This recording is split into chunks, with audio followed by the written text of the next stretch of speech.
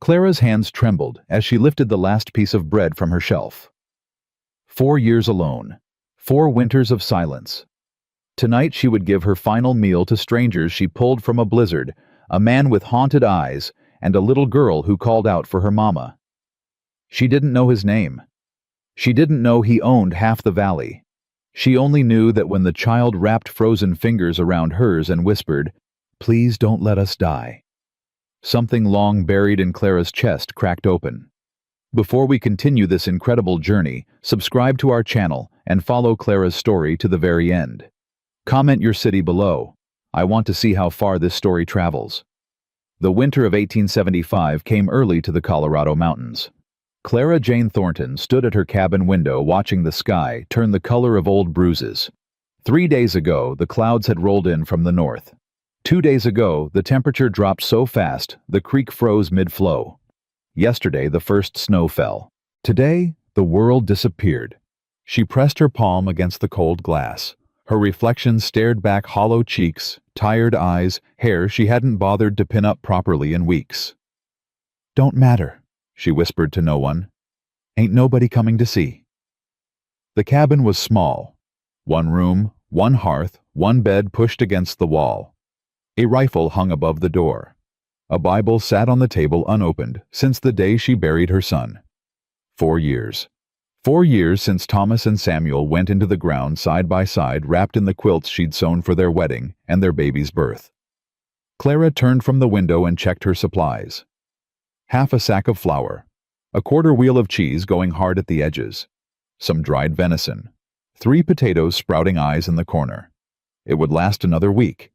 Maybe 2 if she stretched. She'd survived worse. The wind picked up around noon, howling through the gaps in the walls she'd never quite sealed right. Clara stuffed rags in the cracks and fed the fire watching flames eat through wood she'd chopped herself. Thomas would have fixed those gaps, she said aloud, then caught herself. She'd stopped talking to the dead 2 years ago, mostly. By evening the blizzard screamed. Clara couldn't see past the porch. Snow drove sideways, thick as curtains, white as bone. She barred the door and checked her rifle and told herself the sounds she heard were wind, just wind, nothing but a child's scream cut through the storm. Clara's blood went cold. She grabbed the rifle and threw open the door. Snow slammed into her face, blinding her. She squinted into the white nothing, heart pounding. Hello, nothing, wind, ice, then there. Movement in the trees. A shape stumbling through snow that reached past its waist. Small. Too small. Clara didn't think. She ran. The snow swallowed her up to her thighs. Each step was a battle. Her lungs burned with cold, her fingers already numb around the rifle stock. "Hold on," she shouted. "I'm coming." The shape fell. Clara pushed harder. 20 feet. 10. 5. A little girl lay face down in the snow, her coat too thin, her hair dark and matted with ice. She wasn't moving. Clara dropped to her knees and turned her over. The child's lips were blue. Her eyes fluttered open, brown, huge, terrified. "Mama," the girl whispered. Clara's chest seized.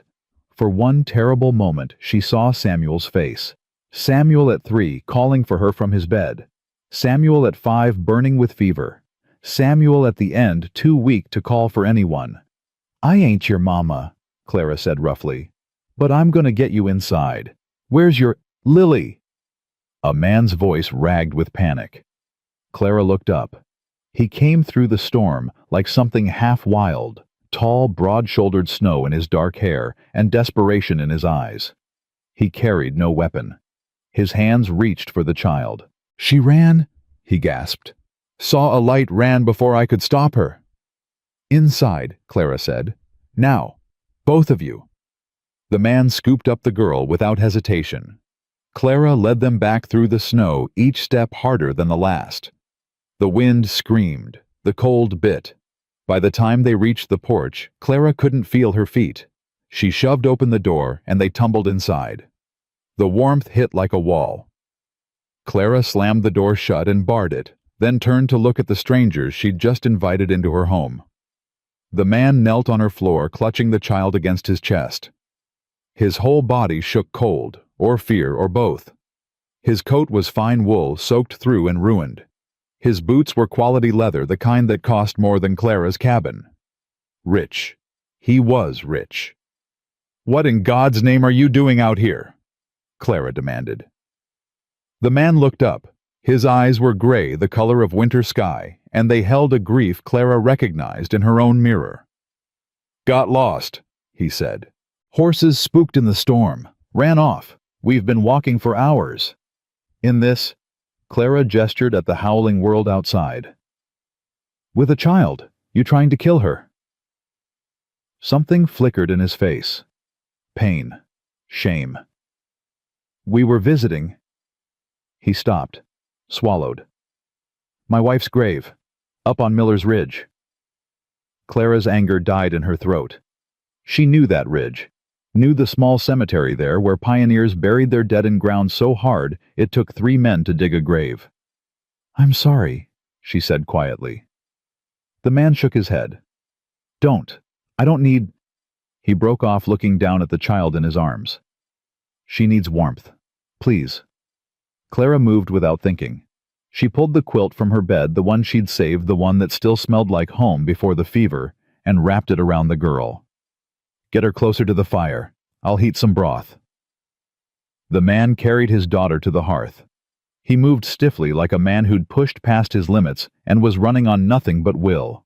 Clara hung a pot over the flames and added the last of her venison broth. It wasn't much. It wouldn't fill 2 bellies, let alone 3. She'd manage. She always did. "Lily." The man's voice was soft. "Lily, honey, can you hear me?" The child stirred. Her eyes opened again, focusing on her father's face. "Papa." "I'm here." He pressed his forehead to hers. "I'm right here. You're safe now." "Cold, Papa." "I know, sweetheart, I know. This nice lady's gonna help us warm up okay." Lily's gaze drifted to Clara. Her small face was pale as milk, but her eyes held a spark of curiosity. "Are you an angel?"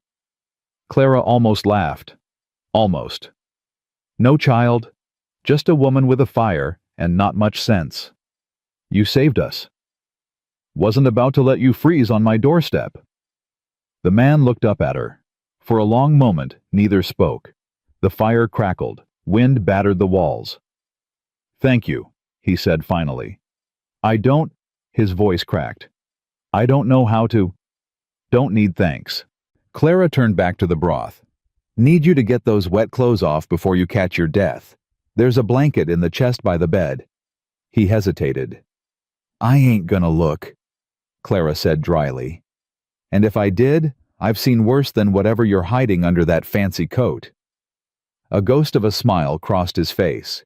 It made him look younger, less haunted. He did as she asked. Clara kept her back turned, listening to the rustle of wet fabric, the creak of the chest opening. When she glanced back, he'd wrapped himself in her spare blanket, his ruined clothes steaming by the fire. "The broth's thin," she warned, ladling it into wooden bowls. "But it's hot." She gave the biggest portion to Lily, who took it with both hands, blowing on the steam. "What do you say, sweetheart?" the man prompted. "Thank you, ma'am." "Clara," she said before she could stop herself. "Name's Clara." The man accepted his bowl with a nod. "Nathaniel. Nate. And this is Lily." Clara sat across from them, her own bowl, mostly broth, with a few scraps of meat she'd been saving. She ate slowly, trying not to calculate how many days she'd just cut from her supplies. Didn't matter. They'd have died out there. Some things were worth going hungry for. Lily finished first, and her father. Her eyes drooped, exhaustion pulling her under. "She can take the bed," Clara said. "I'll sleep by the fire." "We can't." "Wasn't asking."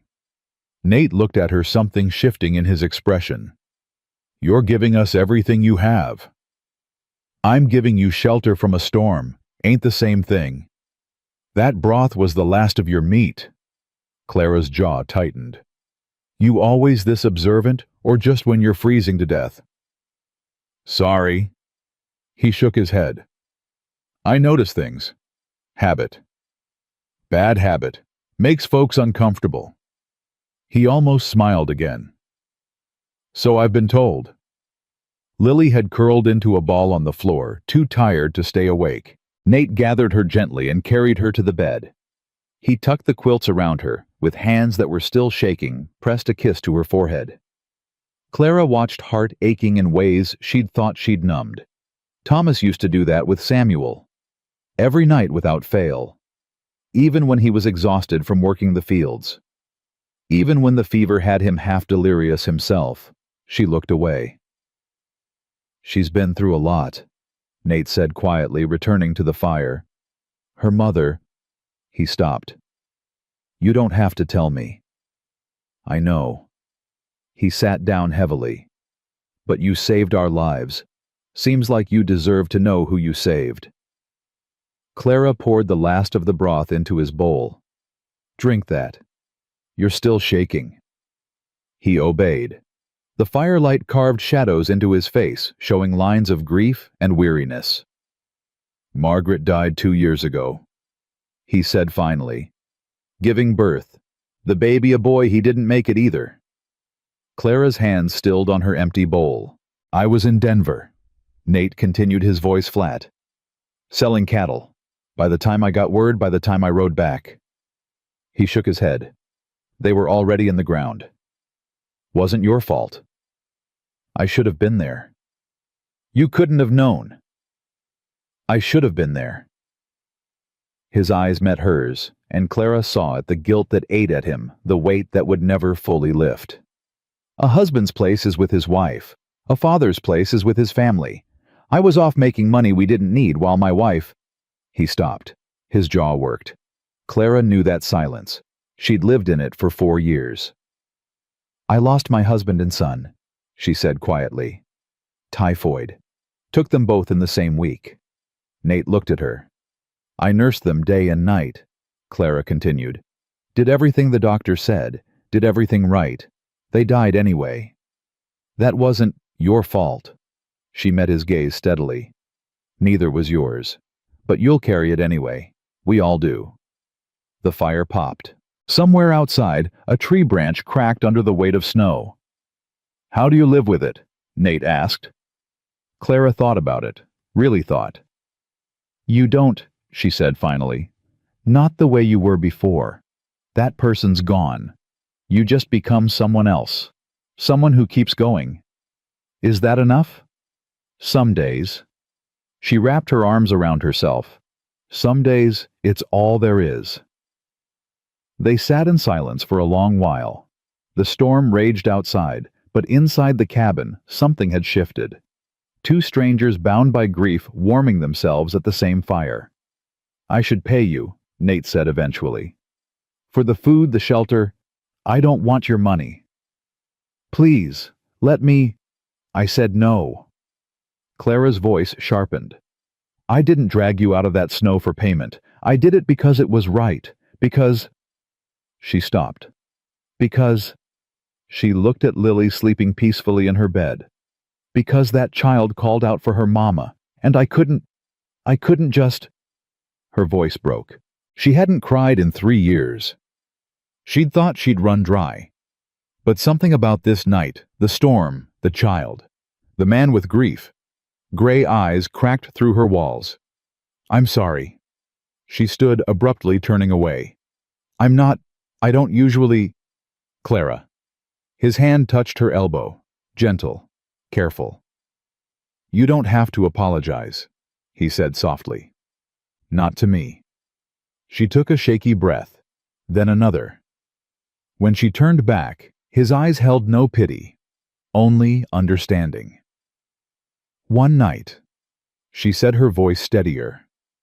Storm should break by morning, then you head back to wherever you came from.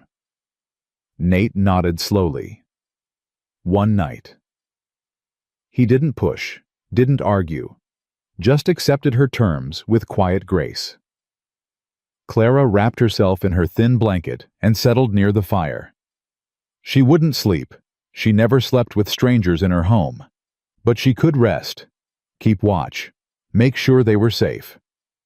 That was what she told herself anyway, But as the hours passed, as the fire burned low, she found her eyes drifting to the man who sat against the wall, his gaze fixed on his daughter.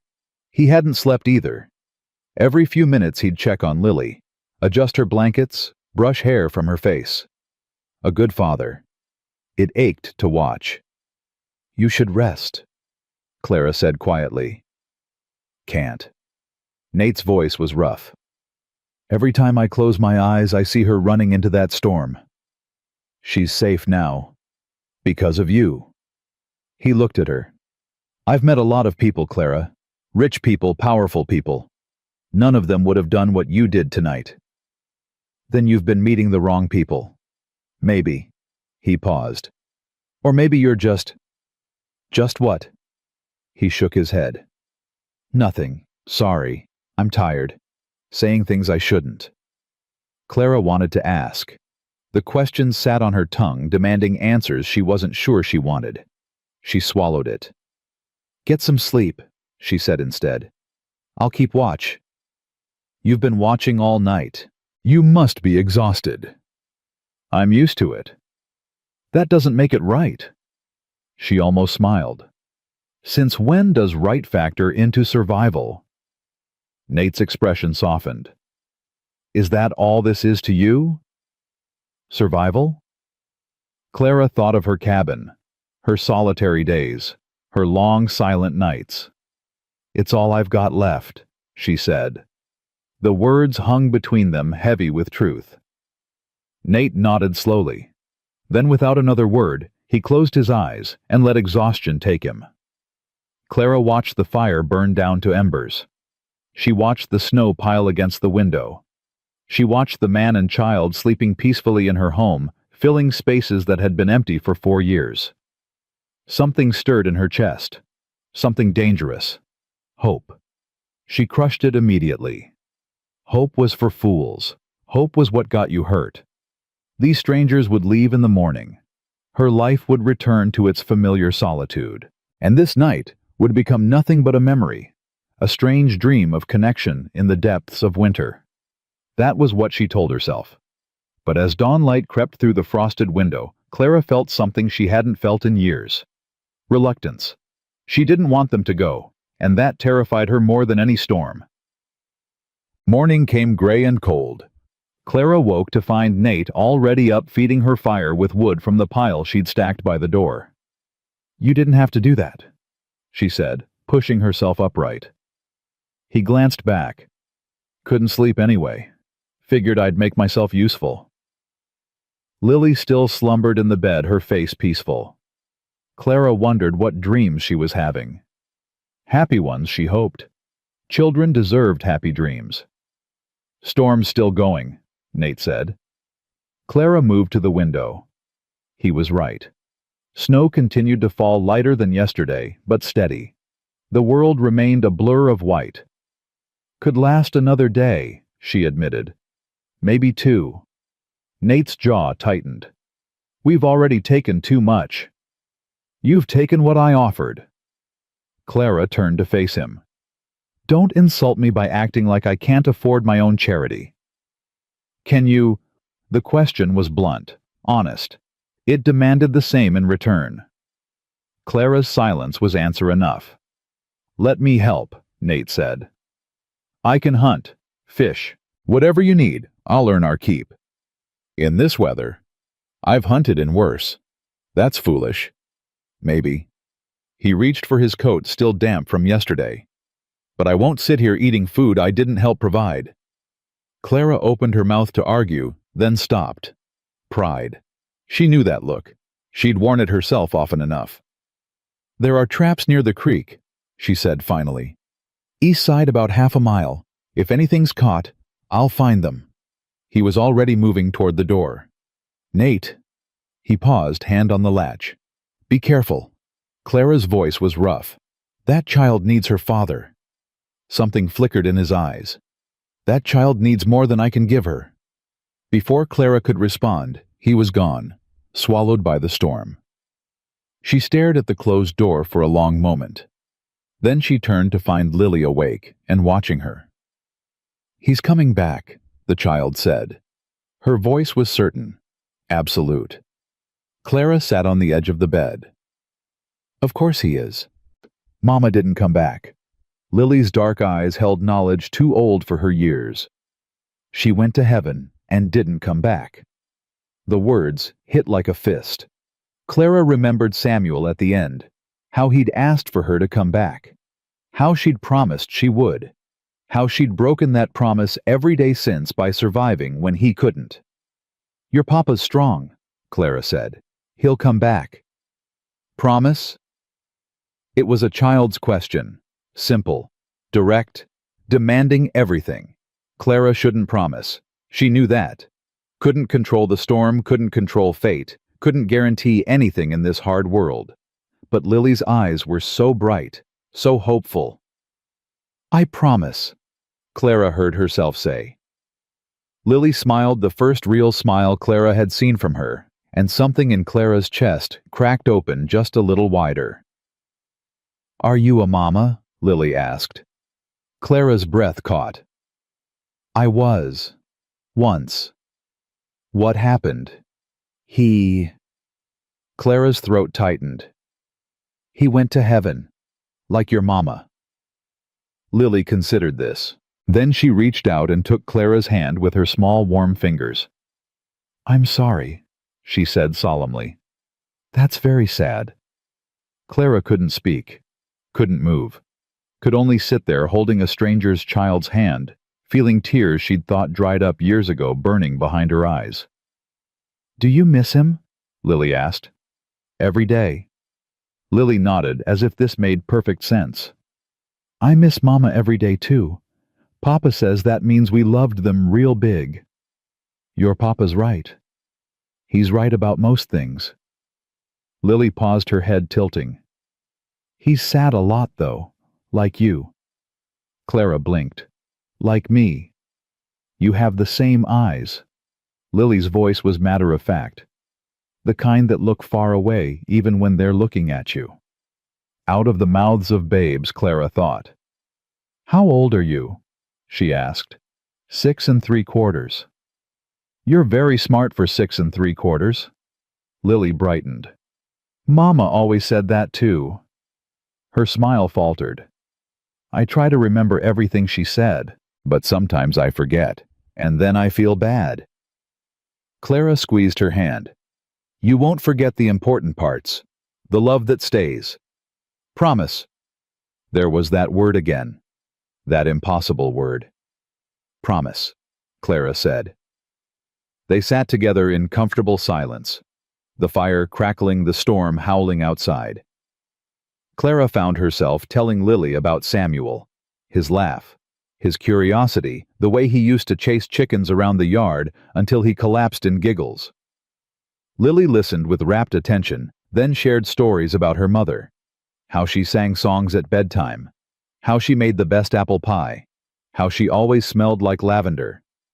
Two strangers exchanging pieces of the people they'd lost. It hurt, but it also healed. By the time Nate returned half-frozen snow in his beard, 2 rabbits in his hands, Clara and Lily had moved past strangers into something else. Something neither could name. Told you he'd come back, Lily said triumphantly. Nate's eyes found Clara's. He didn't say anything, but his expression held gratitude so deep it made her uncomfortable. Foolish, she said, taking the rabbits. You could have died out there. Worth it. He shook snow from his coat. Can't take without giving. That's the code. Clara almost smiled. Whose code? Mine. He met her gaze. And my father's before me. A man earns his keep, or he ain't worth keeping. That's so. That's so. She looked at the rabbits in her hands. Good ones. Fat. Enough meat to last days if she stretched it right. Then I reckon you've earned another night, she said. Nate's smile was brief as summer lightning, but real. Reckon I have. That night they ate well. Clara made stew thick with meat and potatoes she'd been hoarding. They sat around the fire, passing bowls back and forth, and Lily told jokes she'd learned from the ranch hands back home. Why did the cow go to the theater? She asked, barely containing her giggles. I don't know, Nate said, playing along. Why? To see the movie! Clara laughed. Actually laughed. The sound surprised her, rusty from disuse, almost foreign. Lily beamed like she'd won a prize. Later, after the child had fallen asleep, Nate and Clara sat by the dying fire. The storm had gentled to a whisper. Tomorrow the sky might clear. She likes you, Nate said quietly. She's easy to like. Not always. He stared into the embers. After Margaret died, she stopped talking. For 3 months. Doctors said it was shock. I thought... He swallowed. I thought I'd lost her too. Clara's heart ached. But she came back. Slowly. She's still... He struggled for words. There are days she won't let me out of her sight. Days she wakes up screaming. I don't know how to... He broke off. I don't know how to be enough. You are enough. Am I? His eyes met hers, raw with doubt. I have money, land, 100 men working for me, but I can't give my daughter what she needs. What does she need? A mother. The word cracked. Someone to teach her the things I don't know. Braid her hair, answer her questions about growing up. He shook his head. I try, God knows I try, but I'm failing her. Clara thought of Lily's bright eyes, her easy trust, her laughter. That child is happy, she said firmly. Wounded, yes, still healing, but happy. You did that. She's happy now, with you. The words landed between them, heavy with meaning. Clara's breath caught. Nate, I'm not. He held up a hand. I'm not asking anything. I just... He exhaled. I notice things. How she looks at you. How she laughed at supper. She hasn't laughed like that since... He stopped. Clara waited. Since her mother died. He finished quietly. The fire popped. Outside, wind rustled through pines. I'm not her mother, Clara said. I know. I'm nobody. A widow in the woods with nothing to offer. You offered us everything. Nate's voice was fierce. Your food, your shelter, your bed. You didn't have to do any of it. Anyone would have... No. He leaned forward. They wouldn't. I've seen the world, Clara. People don't give like that. Not without expecting something back. What could I expect from strangers in a storm? Nothing. That's the point. His eyes burned into hers. You did it because it was right. Because you're... He stopped himself again. Because I'm what... He shook his head. Get some rest. Tomorrow we'll be out of your hair. Clara should have been relieved. She'd wanted them gone, hadn't she? Wanted her solitude back, her careful routines, her safe and empty life. But watching Nate settle near his daughter, one hand reaching out to touch her sleeping form, Clara felt something she hadn't felt in 4 years. Regret. She didn't want them to go, and she had no idea what to do about it. The storm broke on the 3rd morning. Clara woke to silence so complete it rang in her ears. No wind, no howling, just the soft crackle of dying embers and the steady breathing of 2 people who had become far too familiar in far too short a time. She lay still for a moment, staring at the ceiling she'd memorized over 4 years of sleepless nights. Her chest felt heavy. Wrong. Today they would leave. She pushed herself up and moved to the window. The world outside gleamed white and gold under a pale winter sun. Beautiful, dangerous, passable. It stopped. Nate's voice came from behind her. She hadn't heard him wake. It stopped, she confirmed without turning around. Silence stretched between them. The kind of silence that held too many words. I should... He cleared his throat. I should find the horses. They'll have sheltered in the canyon south of here. I know the spot. Then we'll be gone by noon. His voice was carefully neutral. Out of your way. Clara finally turned. He stood by the cold hearth, already dressed in his now dry clothes. His face was unreadable, but his eyes, those gray winter eyes, held something she couldn't name. Lily's still sleeping, she said. She needs rest. Yesterday took a lot out of her. Clara nodded. The child had been quieter yesterday, more clingy. She'd held Clara's hand for hours while Nate worked on patching the roof he'd noticed was weak. He'd noticed everything, this man. The loose floorboard she'd been meaning to fix. The door that stuck in its frame. The way her woodpile was running low. He'd fixed what he could in the time he had, without asking, without expecting thanks. Nate. He paused at the doorcoat, half-buttoned. Clara's throat closed around the words she wanted to say. Stay. Don't go. I don't want to be alone again. Be careful, she said instead. Snow's deep. Something flickered across his face. Disappointment, maybe, or understanding. I'll be back in a few hours. Then he was gone. Clara stood at the window and watched him disappear into the white distance. Her hands gripped the sill until her knuckles ached. He's coming back, right? She spun around. Lily stood in the doorway to the bedroom, bare feet on cold floor, eyes huge with worry. He's coming back, Clara said quickly. Just gone to find your horses. Oh. Lily's shoulders relaxed slightly. Good.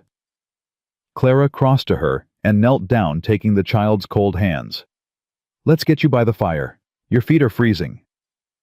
They sat together on the floor, wrapped in quilts, while Clara built up the flames. Lily leaned against her side like it was the most natural thing in the world. I don't want to go, the child said quietly. Clara's hand stilled on the kindling. I like it here, Lily continued. It's small, but it feels... She struggled for the word. Safe. You have a home, sweetheart, a real home, with your papa. The big house is too big. Lily's voice dropped. Mama's things are still there. Her dresses, her hairbrush. Papa won't move them. She swallowed. Sometimes I forget she's gone, and then I remember, and it hurts all over again. Clara's chest constricted. That's... She had to stop. Breathe. That's how grief works, honey. It sneaks up on you. Does it ever stop? No. Clara pulled the child closer. But it gets quieter, over time, like a storm that moves into the distance. You can still hear it, but it doesn't shake your walls anymore. Lily considered this. How long does that take? Different for everyone. How long for you? Clara looked into the fire. Flames danced and flickered alive with light. I'm still waiting, she admitted. Lily's small hand found hers. Maybe you need someone to wait with. The words hit Clara like a physical blow. Simple, true, devastating. Before she could respond, the door burst open. Nate stood in the threshold, breathing hard snow in his hair. His face was tight with something Clara couldn't read. Found the horses, he said. Both of them. That's good. And something else. He stepped inside, closing the door behind him. Riders, about a mile out, heading this way. Clara's blood chilled. How many? 3, maybe 4. You recognize them? No. His jaw tightened. But they're moving fast, like they know where they're going. Clara was already on her feet, moving toward the rifle above the door. Could be trappers. Could be trouble. She met his eyes. You bring trouble with you, Nate. I don't. He stopped, ran a hand through his damp hair. Maybe. I don't know. There's been some problems. Back home. What kind of problems? The kind that comes with money. His voice was bitter. People who want what I have. People who think a widower with a young daughter is an easy target. Clara's grip tightened on the rifle. Who? There's a woman. Beatrice Aldridge.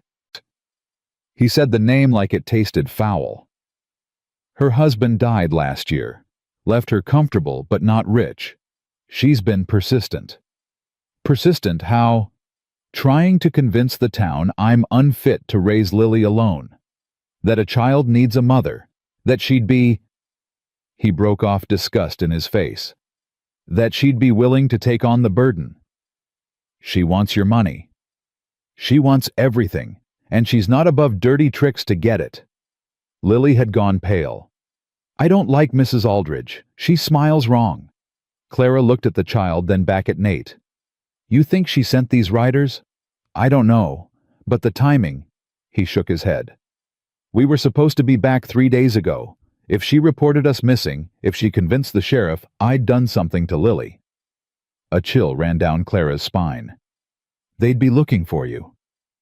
And if they find me here with a woman they don't know? Nate's face was grim. It'll look bad, for both of us. Clara's mind raced. She knew how small towns worked, knew how gossip spread like wildfire, how reputations could be destroyed with a whisper. A wealthy widower, a mysterious disappearance, a strange woman in the woods. The story practically wrote itself. You need to hide, she said. What? There's a root cellar, under the floor by the hearth. She was already moving, pulling back the worn rug, revealing the trapdoor beneath. Get in, both of you. Clara, I can't let you. You can, and you will. She met his eyes fiercely. If those riders are looking for trouble, better they find a lonely widow than a man who matches whatever description they've been given. And if they hurt you, they won't. She hefted the rifle. This ain't my first time dealing with strangers. Nate hesitated. Every line of his body screamed resistance. Papa! Lily tugged at his coat. Miss Clara knows what she's doing. Something in his face broke. He looked at his daughter, then at Clara, and nodded once. If anything happens. It won't. But if it does, he gripped her arm. The ranch is called Harlan's Ridge, 2 days' ride southwest. Find it. Tell them what happened. Silas, my foreman, he'll know what to do. Nate, promise me. There was that word again. Promise. The word that bound and broke and held people together against all odds. I promise, Clara said. He held her gaze for a long moment. Then he lifted Lily into his arms and climbed down into the darkness of the cellar. Clara handed him a lantern, a blanket. Stay quiet, she said. No matter what you hear. Clara. His voice rose from the shadows. Thank you. For everything. She closed the trapdoor before she could respond, replaced the rug, steadied her breathing. The rifle felt good in her hands. Familiar, heavy with purpose. She moved to the window and waited. They came 20 minutes later. 4 riders, just as Nate had said. They approached slowly, fanning out as they reached the cabin. One of them, the leader Clara guessed, dismounted while the others hung back. He was a big man, thick through the shoulders. His face was weathered and hard, and he wore the badge of a deputy on his chest. Clara opened the door before he could knock. Afternoon, ma'am. He tipped his hat, but his eyes were already scanning the cabin behind her.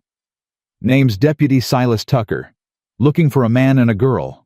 Got reports they've gone missing. Clara kept her expression neutral. Missing, you say? That's right. Man named Nathaniel Harlan. Little girl about yay high. He held a hand at hip level. You seen them? Clara's heart pounded.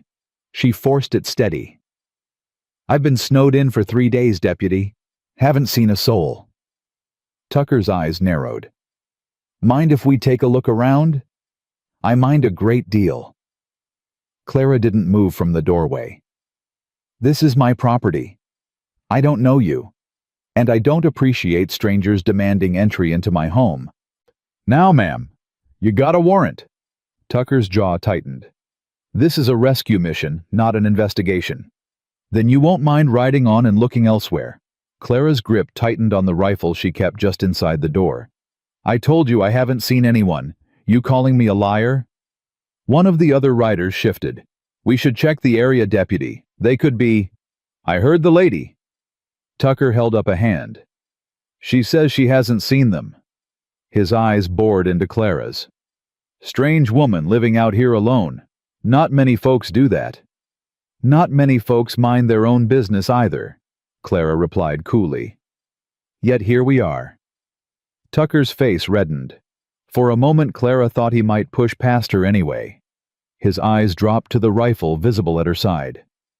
If you see them, he said finally, you send word to town. There's a lady very concerned about that little girl. I'm sure there is. The bitterness in her voice made Tucker pause. Something you want to say, ma'am? Clara smiled. It didn't reach her eyes. I think you've said plenty, deputy. Safe travels.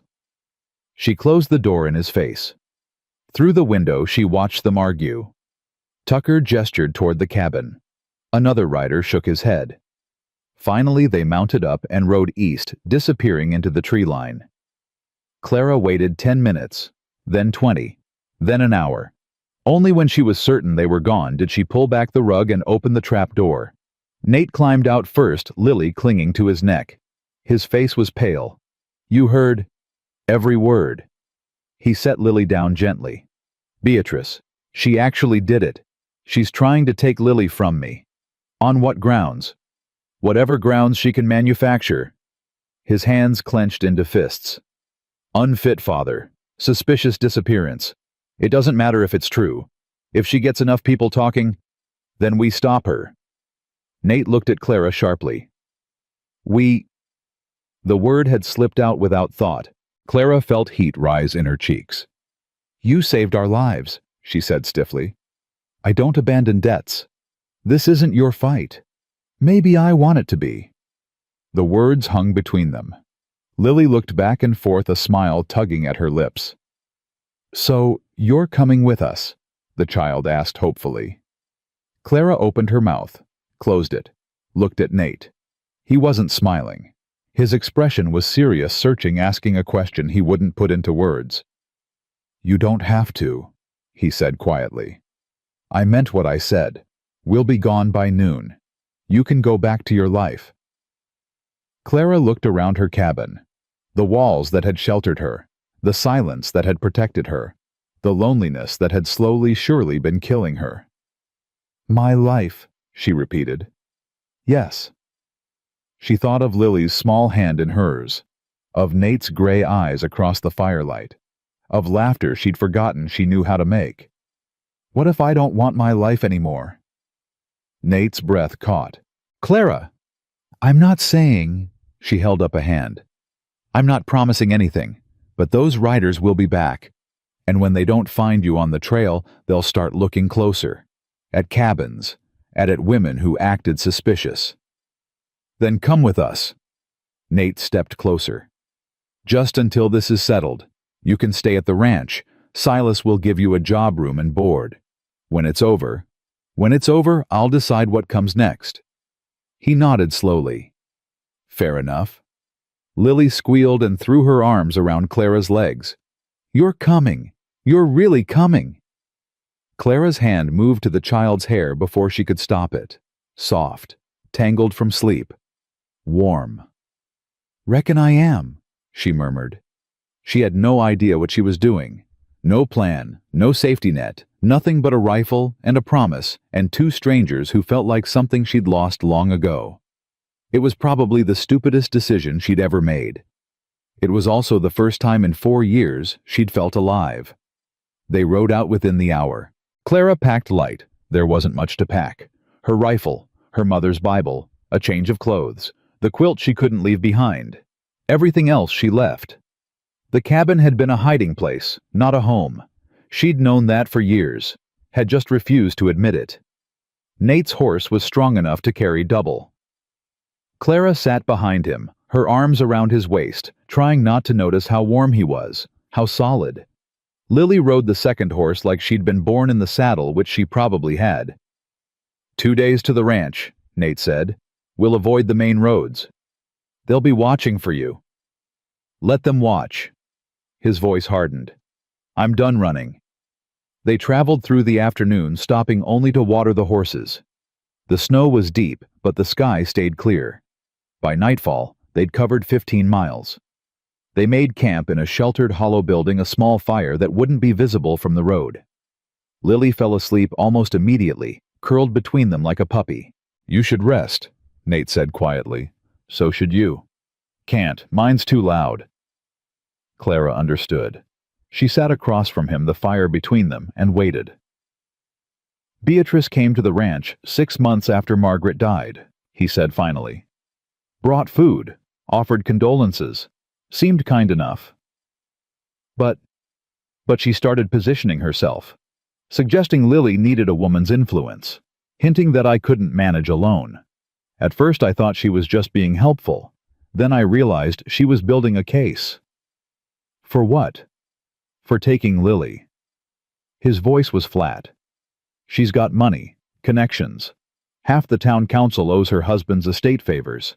If she convinces them I'm unfit—" "You're not unfit. Doesn't matter what's true." He poked at the fire viciously. "Matters what people believe. And Beatrice is very good at making people believe what she wants." Clara thought of the deputy's suspicious eyes, the way he'd looked at her cabin like it was hiding secrets. "What's her angle?" she asked. "She can't just take your daughter. There are laws." "She wants to marry me." Nate's lip curled. "Get the land, the cattle, everything. If I won't agree, and I won't, she'll destroy me another way." "By taking Lily. By taking everything that matters." Clara's hands clenched in her lap. She thought of her own loss, her own powerlessness. The fever hadn't cared about her prayers or her nursing or her desperate screaming love. But this was different. This was a human enemy with human weakness. This could be fought. "Then we fight," she said. Nate looked up sharply. "I don't know how yet," Clara continued. "But I know one thing. That woman isn't getting this child. Not while I'm breathing." Something shifted in Nate's expression. Surprise, wonder, hope. "You barely know us." "I know enough." Clara met his eyes across the flames. "I know Lily lost her mother too young. I know you're trying your best in impossible circumstances. I know you fixed my roof without being asked and hunted in a blizzard to earn your keep." She took a breath. "I know what it is to lose everything and keep living anyway. And I know that anyone who'd hurt a child to get what they want doesn't deserve to win." Nate was quiet for a long moment. The fire crackled. An owl called somewhere in the darkness. "Why are you doing this?" he asked finally. "Really?" Clara looked at Lily sleeping peacefully between them.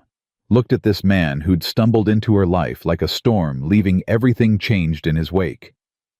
"Because 4 years ago, I prayed for death," she said quietly. "Every night for a year, I begged God to take me too. He didn't. I thought that meant he'd abandoned me. But maybe—" She stopped, swallowed.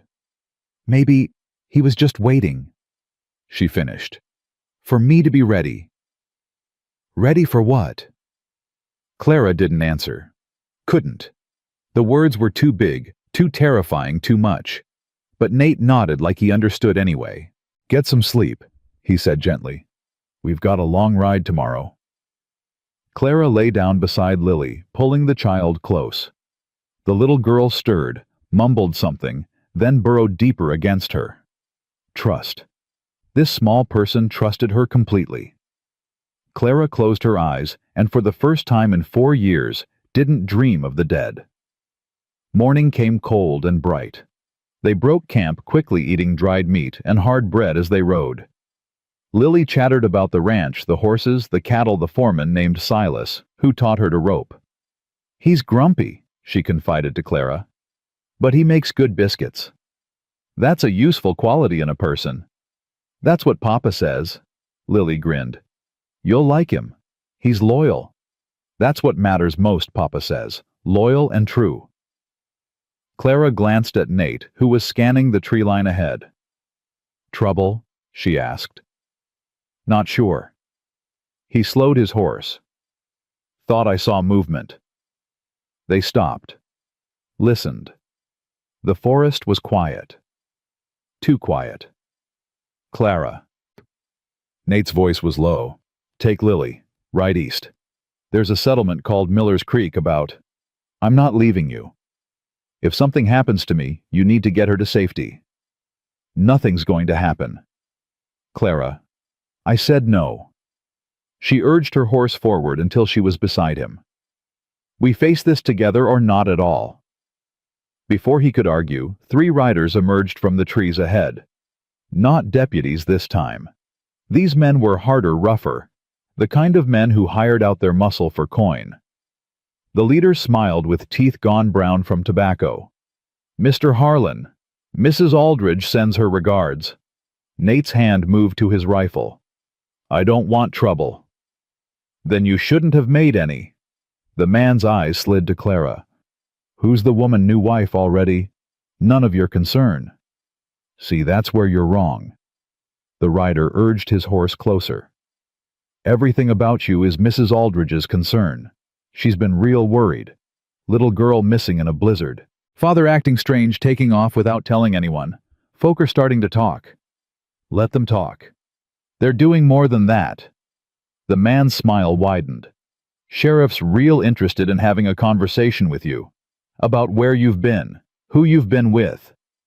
His eyes raked over Clara again, making her skin crawl. I'm sure there's an innocent explanation, he continued.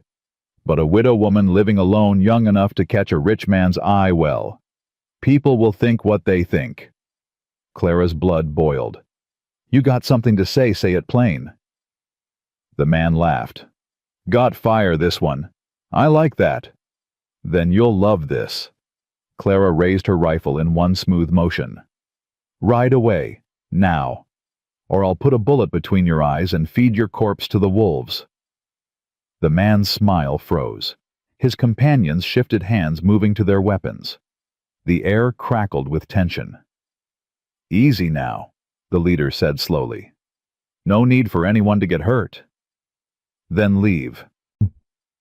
Can't do that, ma'am. Mrs. Aldridge is expecting... Clara fired. The bullet tore past his ear close enough to graze. The man's horse reared, nearly throwing him. He grabbed the saddle horn, face white with shock. That was a warning, Clara said calmly. Next one won't be. For a long, terrible moment, no one moved. Then the leader laughed, high and sharp and genuinely surprised. Well, well. He steadied his horse, one hand pressed to his bleeding ear. Maybe you ain't just a pretty face after all. I'm a widow who's buried everyone she ever loved. Clara's voice was ice. You think I'm afraid of 3 hired guns on horseback? The men exchanged glances. We'll be seeing you again, the leader said finally. Mrs. Aldridge doesn't give up easy. Neither do I. They turned and rode away, disappearing into the trees. Clara kept the rifle raised until she couldn't hear hoofbeats anymore. Then her hands started shaking. Nate was beside her in an instant, taking the rifle, steadying her horse. Clara, look at me. She met his eyes, saw wonder there, and fear, and something else she couldn't name. You could have been killed, he said. So could you. That's different. How? He didn't answer, just looked at her like he was seeing her for the first time. You shot at him, he finally said. I missed on purpose. By half an inch. Clara's laugh was shaky. Thomas taught me to shoot. He always said I had good aim. Nate shook his head slowly. Who are you, Clara Thornton? I don't know anymore. She looked down at her trembling hands. But I think I'm about to find out. Lily had been silent through the entire confrontation. Now she urged her horse forward, her face fierce and proud. I knew it, she said. I knew you were special. Clara pulled the child close with one arm. I'm not special, sweetheart. Just stubborn. That's what Papa says about the best horses. Lily smiled. The stubborn ones are worth keeping. Nate met Clara's eyes over his daughter's head. His expression said everything his voice couldn't. Worth keeping. They rode on. The ranch appeared at sunset on the second day. Clara saw it from the ridge, sprawling land, vast herds, a house that rose like a fortress against the darkening sky. Smoke curled from 3 chimneys. Lights flickered in windows. It was everything her cabin wasn't. Everything she'd told herself she didn't need. "Welcome to Harlan's Ridge," Nate said quietly. Lily was already racing ahead, whooping with joy. "Silas, Silas, we're home." A figure emerged from the main house. Tall, weathered, silver-haired. He caught Lily as she launched herself from the saddle, swinging her in a circle. "Well, look what the storm dragged in." His voice was gruff but warm. "Gave us quite a scare, little miss." "We had an adventure, Silas. And we found Clara. She saved us from wolves, and she shot at bad men, and she's going to stay forever." Clara's face heated. "I didn't exactly—" Silas's sharp eyes found her, assessed her in a single glance, her worn clothes, her calloused hands, her rifle still clutched like a lifeline. "So you're the one," he said. "The one—" His weathered face cracked into something that might have been a smile. "The one who finally got him to come home." Clara didn't know how to answer Silas. She stood in the fading light, dust-covered and bone-tired, while ranch hands gathered to stare at the stranger their boss had brought home. "I'm nobody," she said finally. "Just someone who happened to be in the right place." Silas studied her with eyes that had seen too much to be fooled by humble words. Right place, wrong time, and still pulled a rifle on 3 of Beatrice's hired guns. He glanced at Nate. "Word travels fast out here." Nate dismounted, his face grim. "How bad is it?" "Bad enough." Silas set Lily down gently. "Beatrice has been making noise all over town, talking about how you disappeared with the child. How nobody knows where you went. How maybe—" He stopped. "Say it. How maybe you did something to her." Silas's jaw tightened. "She's got half the church ladies convinced you've lost your mind with grief. That Lily isn't safe with you." Clara watched Nate's face go white, his hands clenched at his sides. "That's a lie," she said sharply. "I watched this man hunt in a blizzard to feed his daughter. I watched him stay awake all night to make sure she was safe. He's the best father I've ever seen." Silas's eyebrows rose. "You willing to say that in front of Judge Morrison?" "I'll say it in front of God himself if that's what it takes." Something flickered in the old foreman's face. Surprise, respect. "Well then." He nodded slowly. "Reckon we got ourselves a fight." The ranch house swallowed Clara whole. She'd never seen anything like it. High ceilings, polished wood. A staircase that curved up to the second floor like something from a fairy tale. She felt small, dirty, wrong. "This way, ma'am." A woman appeared at her elbow, round-faced, kind-eyed, wearing an apron dusted with flour. "Mr. Harlan asked me to show you to your room." "I don't need—" "You need rest." The woman's voice was firm but gentle. "I'm Martha, cook and housekeeper. Been with the family 15 years. Clara followed her up the stairs, too exhausted to argue. The room Martha led her to was larger than her entire cabin. A real bed with a carved headboard. A washstand with a porcelain basin. Curtains on the windows. "I had the boys bring up hot water," Martha said. "You'll find clean clothes in the wardrobe. Mrs. Harlan's things." She paused. "Mr. Nate said you might be about her size." Clara's throat tightened. "I can't wear a dead woman's clothes." "They're just clothes now." Martha's voice was soft. She'd want them used. Margaret was practical that way. Alone. Clara stood in the middle of the room and tried to remember how to breathe. What was she doing here? This wasn't her world. These weren't her people. She was a widow from a one-room cabin, not someone who belonged in a house with staircases and servants. She should leave, slip away in the night before she embarrassed herself further. A knock at the door. "Clara." Lily's voice small and hopeful. "Can I come in?" Clara opened the door. The child stood there in a fresh nightgown, her dark hair damp and combed. "I wanted to say good night." Lily shifted from foot to foot. And I wanted to make sure you were still here." "I'm here." "Promise you won't leave." Lily's eyes were huge. "Promise you'll stay." Clara knelt down, taking the child's hands. They were so small, so trusting. "I don't know how long I can stay, sweetheart." "Forever." Lily's grip tightened. "Stay forever." The word lodged in Clara's chest like a splinter. "I'll stay as long as I can," she said carefully. "But forever's a long time." "That's what Mama said." Lily's voice dropped to a whisper. "She said she'd stay forever. Then she didn't." Clara pulled the child into her arms and held on tight. "I know," she murmured. "I know, baby. I know." She stayed until Lily fell asleep in her own bed. Stayed until the child's breathing slowed and steadied. Stayed until her own legs ached from kneeling on the hard floor.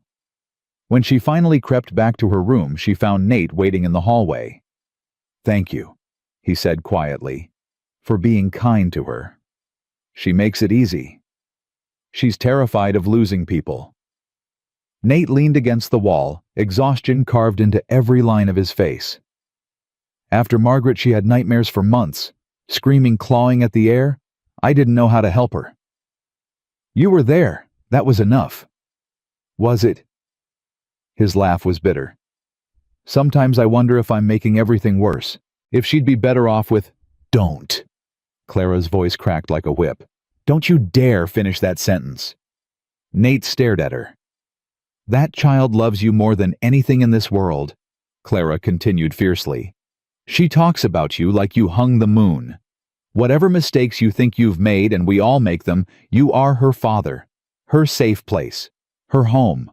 She stepped closer, jabbing a finger at his chest.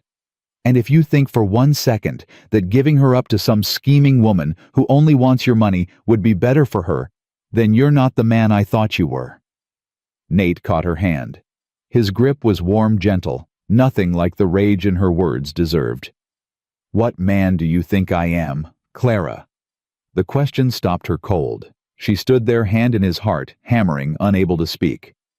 "Because I'm starting to wonder," Nate continued softly, "if you see someone I've forgotten how to be." Clara pulled away. Her cheeks burned. "Get some sleep," she said roughly. "We've got a fight coming." She closed the door between them before he could respond. Morning brought trouble. Clara woke to shouting in the yard below. She dressed quickly in one of Margaret's plain work dresses.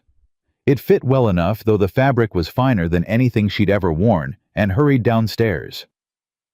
Nate stood on the porch, facing a man in a dark suit. The man held papers in one hand and a leather case in the other. "Mr. Harlan, please be reasonable." The man's voice was oily smooth. "Mrs. Aldridge simply wants what's best for the child. And what's best for my child is staying with her father. The court may see things differently, given the circumstances of your disappearance. I got caught in a blizzard, it happens. With no word to anyone. No message. 3 days. Mr. Harlan, 3 days where no one knew if you or your daughter were alive or dead." The man shook his head sadly. A responsible parent would have. A responsible parent was protecting his daughter from freezing to death. Clara pushed through the door to stand beside Nate. The suited man's eyes flickered to her, then widened slightly. "And who might this be?" "None of your business." "Actually, it very much is my business." The man smiled, thin, cold. "Mrs. Aldridge's petition mentions concerns about, shall we say, inappropriate influences in young Lily's life." Clara's blood ran cold. "Excuse me." "A mysterious woman, unmarried, living in the wilderness, taking in a wealthy widower and his daughter for several days alone without a chaperone." The man's smile widened. "You can imagine how that might look to a judge." Nate stepped forward, his voice dangerous. "Choose your next words very carefully." "I'm simply stating facts, Mr. Harlan. Facts that will be presented in court if this matter isn't resolved privately." "What do you want?"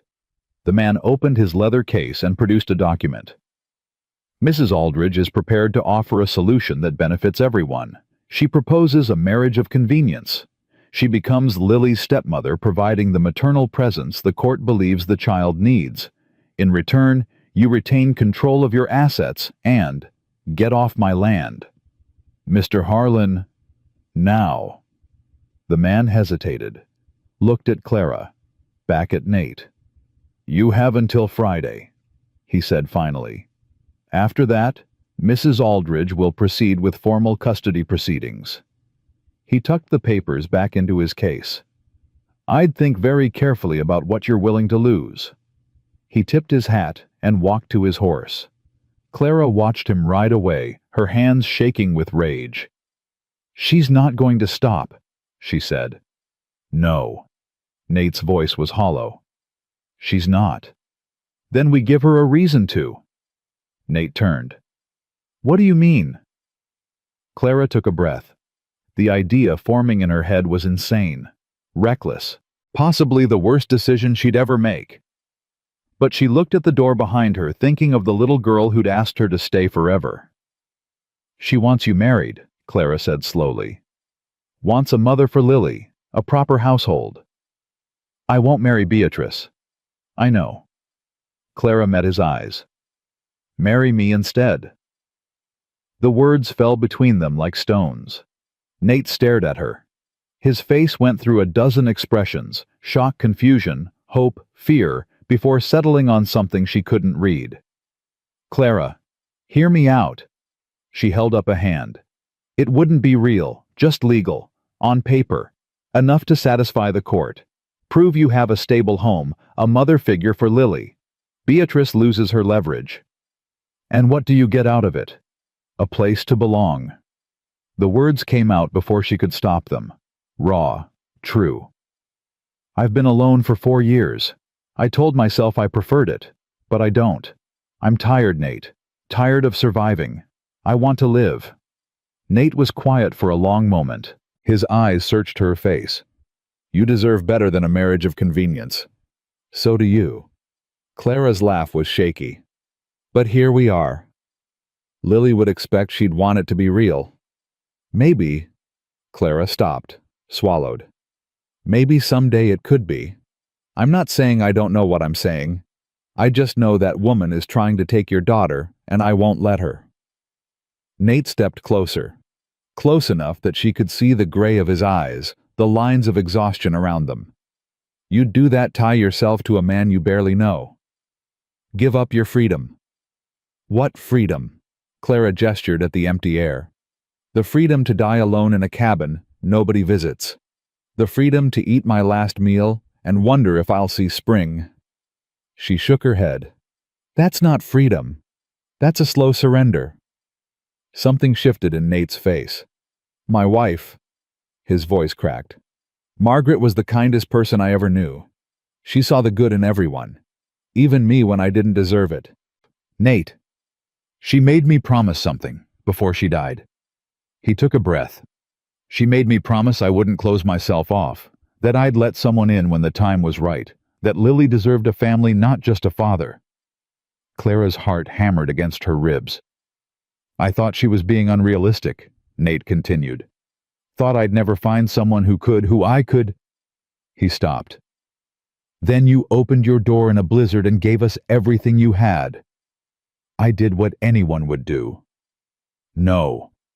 His hand came up to cup her face, gentle, reverent. You did what you do, what you've always done, given everything and expected nothing. Clara couldn't breathe, couldn't move. I don't want a marriage of convenience, Nate said quietly. I want, if we're going to do this, I want it to be real, not just papers, not just appearances. You barely know me. I know enough. He smiled, and it transformed his whole face. I know you're stubborn and brave, and you shoot like a soldier. I know you loved your son so much, you built walls around your heart to survive losing him. I know my daughter already loves you, and I... He stopped. You what? Clara whispered.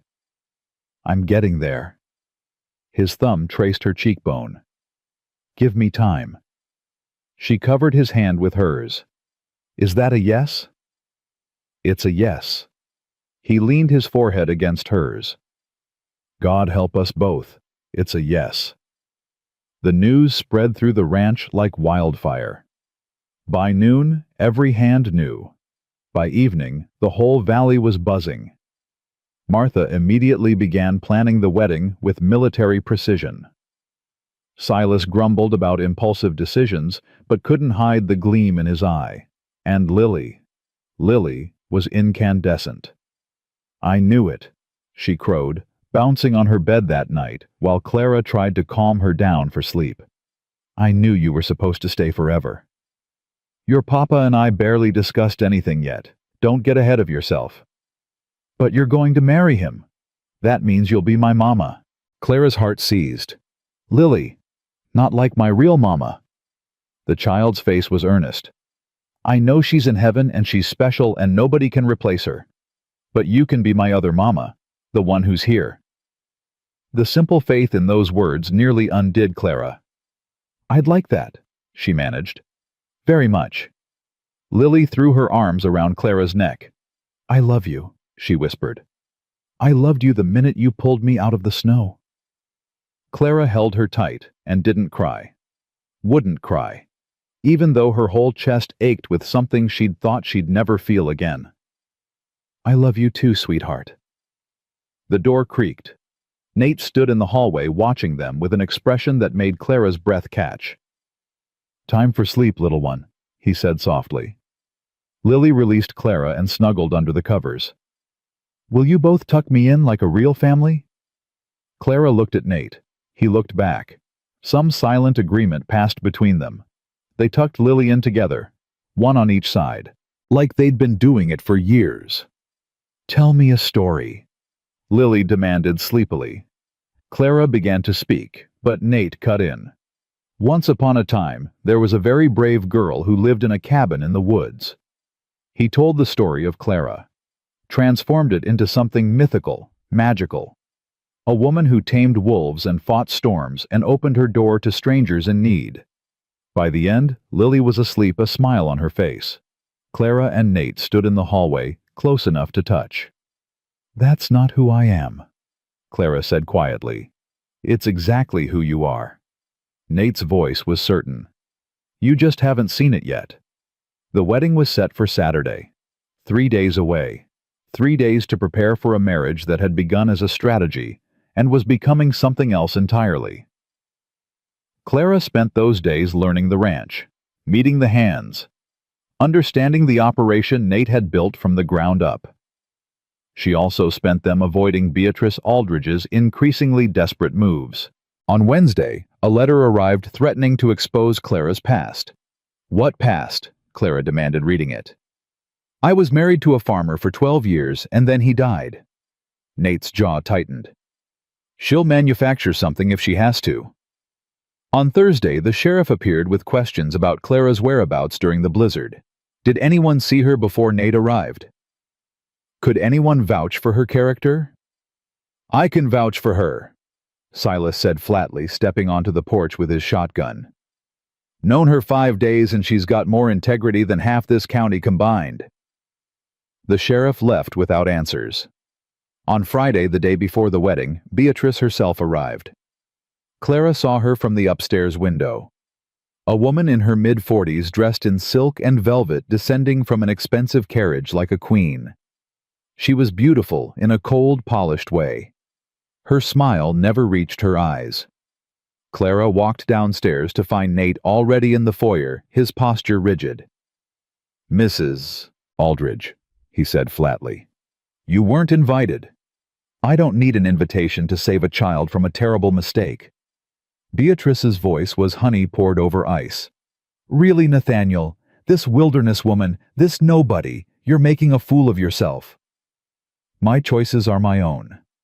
Your choices affect that poor little girl." Beatrice's eyes slid to the staircase, where Lily watched from between the railings. "Hello, darling. Remember me? I brought you candy at Christmas." Lily's face hardened. She looked nothing like a 6-year-old in that moment. "I don't like you," she said clearly. "You make Papa sad. Go away." Beatrice's smile froze. Clara stepped forward. "I believe my stepdaughter asked you to leave." "You're—" Beatrice's composure cracked. "She is not your stepdaughter. Not yet. And if I have anything to say about it, not ever." "Then it's a good thing you don't have anything to say about it." The two women faced each other across the foyer. Clara in her borrowed dress, plain and worn. Beatrice in her finery, glittering with jewels. "You don't know what you're getting into," Beatrice hissed. "This world isn't for people like you. You'll fail. You'll embarrass him. And when you do, I'll be there to pick up the pieces." "The only thing you'll be picking up is your pride off the floor." Clara's voice was steady. "I've survived things you can't imagine. I've buried a husband and a child and rebuilt my life from nothing. I am not afraid of you." Something flickered in Beatrice's eyes. Uncertainty. Maybe even fear. "This isn't over," she said. "Yes, it is." Nate stepped beside Clara, his hand finding hers. "Leave my home, Beatrice. Don't come back." Beatrice looked at their joined hands. At Lily glaring from the stairs. At the unified front she couldn't break. "You'll regret this," she said. "Both of you." She swept out the door and climbed into her carriage. The sound of hooves faded into distance. Clara's knees went weak. Nate caught her elbow. "You all right?" "Fine." She took a shaky breath. "Just that woman." "I know." His grip tightened. "But it's done. She can't stop us now." Lily came thundering down the stairs and threw herself at both of them, arms wrapping around their legs. "You were so brave," she said to Clara. "You weren't scared at all." "I was terrified," Clara admitted. "But you didn't show it." Lily looked up with shining eyes. "That's what brave means." The wedding took place at sunset on Saturday. There was no church, no crowd. Just the ranch hands gathered in the yard, Martha crying happy tears, and Silas standing as witness with his hat in his hands. The preacher spoke words about love and commitment. Clara barely heard them. She was too aware of Nate beside her warm, solid reel. Too aware of Lily clutching a bouquet of wildflowers beaming like the sun itself. When it came time for vows, Nate turned to face her. "I don't have poetry," he said quietly. "Never been good with pretty words, but I can promise you this: I will work every day to be worthy of your faith. I will protect you and provide for you, and never make you regret opening your door that night." Clara's eyes burned. "I can't promise to be perfect," she replied. "Can't promise I won't struggle or stumble, or wonder what in God's name I'm doing here. But I can promise to stay. To fight for this family, to love your daughter like my own." She paused, took a breath. "And to learn to love you," she finished softly. "If you'll give me time." Nate's smile was everything. All the time in the world. The preacher pronounced them married. Nate kissed her gentle questioning, full of possibility. The hands cheered. Martha sobbed. Silas blew his nose loudly and pretended it was allergies. And Lily launched herself at Clara with a cry of pure joy. "Mama," she whispered. "My mama." Clara held her tight and finally let the tears fall. That night after the celebration wound down, after Lily was asleep in her bed, Clara and Nate stood on the porch and watched stars wheel overhead. "Second thoughts?" Nate asked. "Hundreds." Clara laughed softly. "But none of them matter." He took her hand. His thumb traced circles on her palm. "I meant what I said, about learning to love you." Clara's voice was quiet. "I'm not there yet. There's still Margaret and Thomas, and so much grief." "I know." Nate's voice was gentle. "We've both got ghosts. But I want to try. Really try. Not just for Lily. For us." He lifted her hand and kissed her knuckles. "Then we try," he said. "Together." They stood there in silence. Two wounded people choosing hope over fear. Two strangers who'd become something more in the space of a blizzard and a battle and a desperate, improbable leap of faith. Inside, their daughter slept peacefully. Outside, the night stretched wide and dark and full of possibilities. Clara thought about her cabin, her solitude, her careful, empty survival. She didn't miss any of it. "It's getting cold," Nate said eventually. "We should go in." Clara nodded, but she didn't move. Not yet. "Thank you," she said quietly. "For what?" "For getting lost in my woods." Nate laughed a real laugh, warm and surprised and alive. "Thank you for opening the door." They went inside together, closing the cold behind them. Ahead, the fire burned steady. The house creaked and settled around them like it was welcoming them home. For the first time in 4 years, Clara believed in tomorrow. 2 weeks of peace. That was all they got before Beatrice struck again. Clara had almost let herself believe it was over. She'd fallen into the rhythm of ranch life, waking before dawn, helping Martha in the kitchen, watching Lily chase chickens through the yard. She'd learned the names of every ranch hand memorized, which horses were gentle and which had tempers, figured out that Silas's gruff exterior hid a heart softer than bread dough. And Nate. Nate was patient, kind. He didn't push for more than she could give. Some nights, they talked by the fire until the embers died. Other nights, they walked the land together, hands brushing but never quite holding. He was courting her. His own wife. The thought made Clara smile in moments she didn't expect. Then Friday came. Clara was in the garden teaching Lily how to check for frost damage on the winter vegetables when the rider appeared. He came fast, dust rising behind him, his horse lathered and wild-eyed. "Mrs. Harlan." He pulled up hard, nearly falling from the saddle. "You gotta come quick. It's Mr. Nate." Clara's blood turned to ice. "What happened?" "Accident down by the south pasture. Horse threw him. He's—" The rider swallowed. "He's hurt bad, ma'am. Real bad."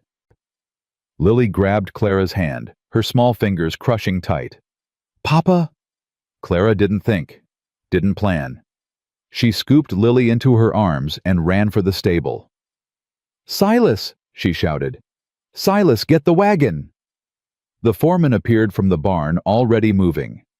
One look at the rider's face told him everything. "Go," he said to Clara. "I'll bring the doctor." Clara rode faster than she'd ever ridden in her life. Lily clung to her back, silent and shaking. The south pasture was 3 miles out, 3 miles of frozen ground and bare trees, and Clara's heart slamming against her ribs. "Please, God. Please. Not again. I can't bury another one. I can't." She saw the cluster of ranch hands before she saw Nate. They stood in a loose circle, hats off, faces grim. "Move!" Clara leaped from the horse before it stopped. "Let me through." They parted. Nate lay on the ground, his face gray, his leg bent at an angle that made Clara's stomach heave. Blood soaked through his trouser leg. His eyes were closed. "Nate?" She dropped to her knees beside him. "Nate, can you hear me?" His eyelids fluttered, opened.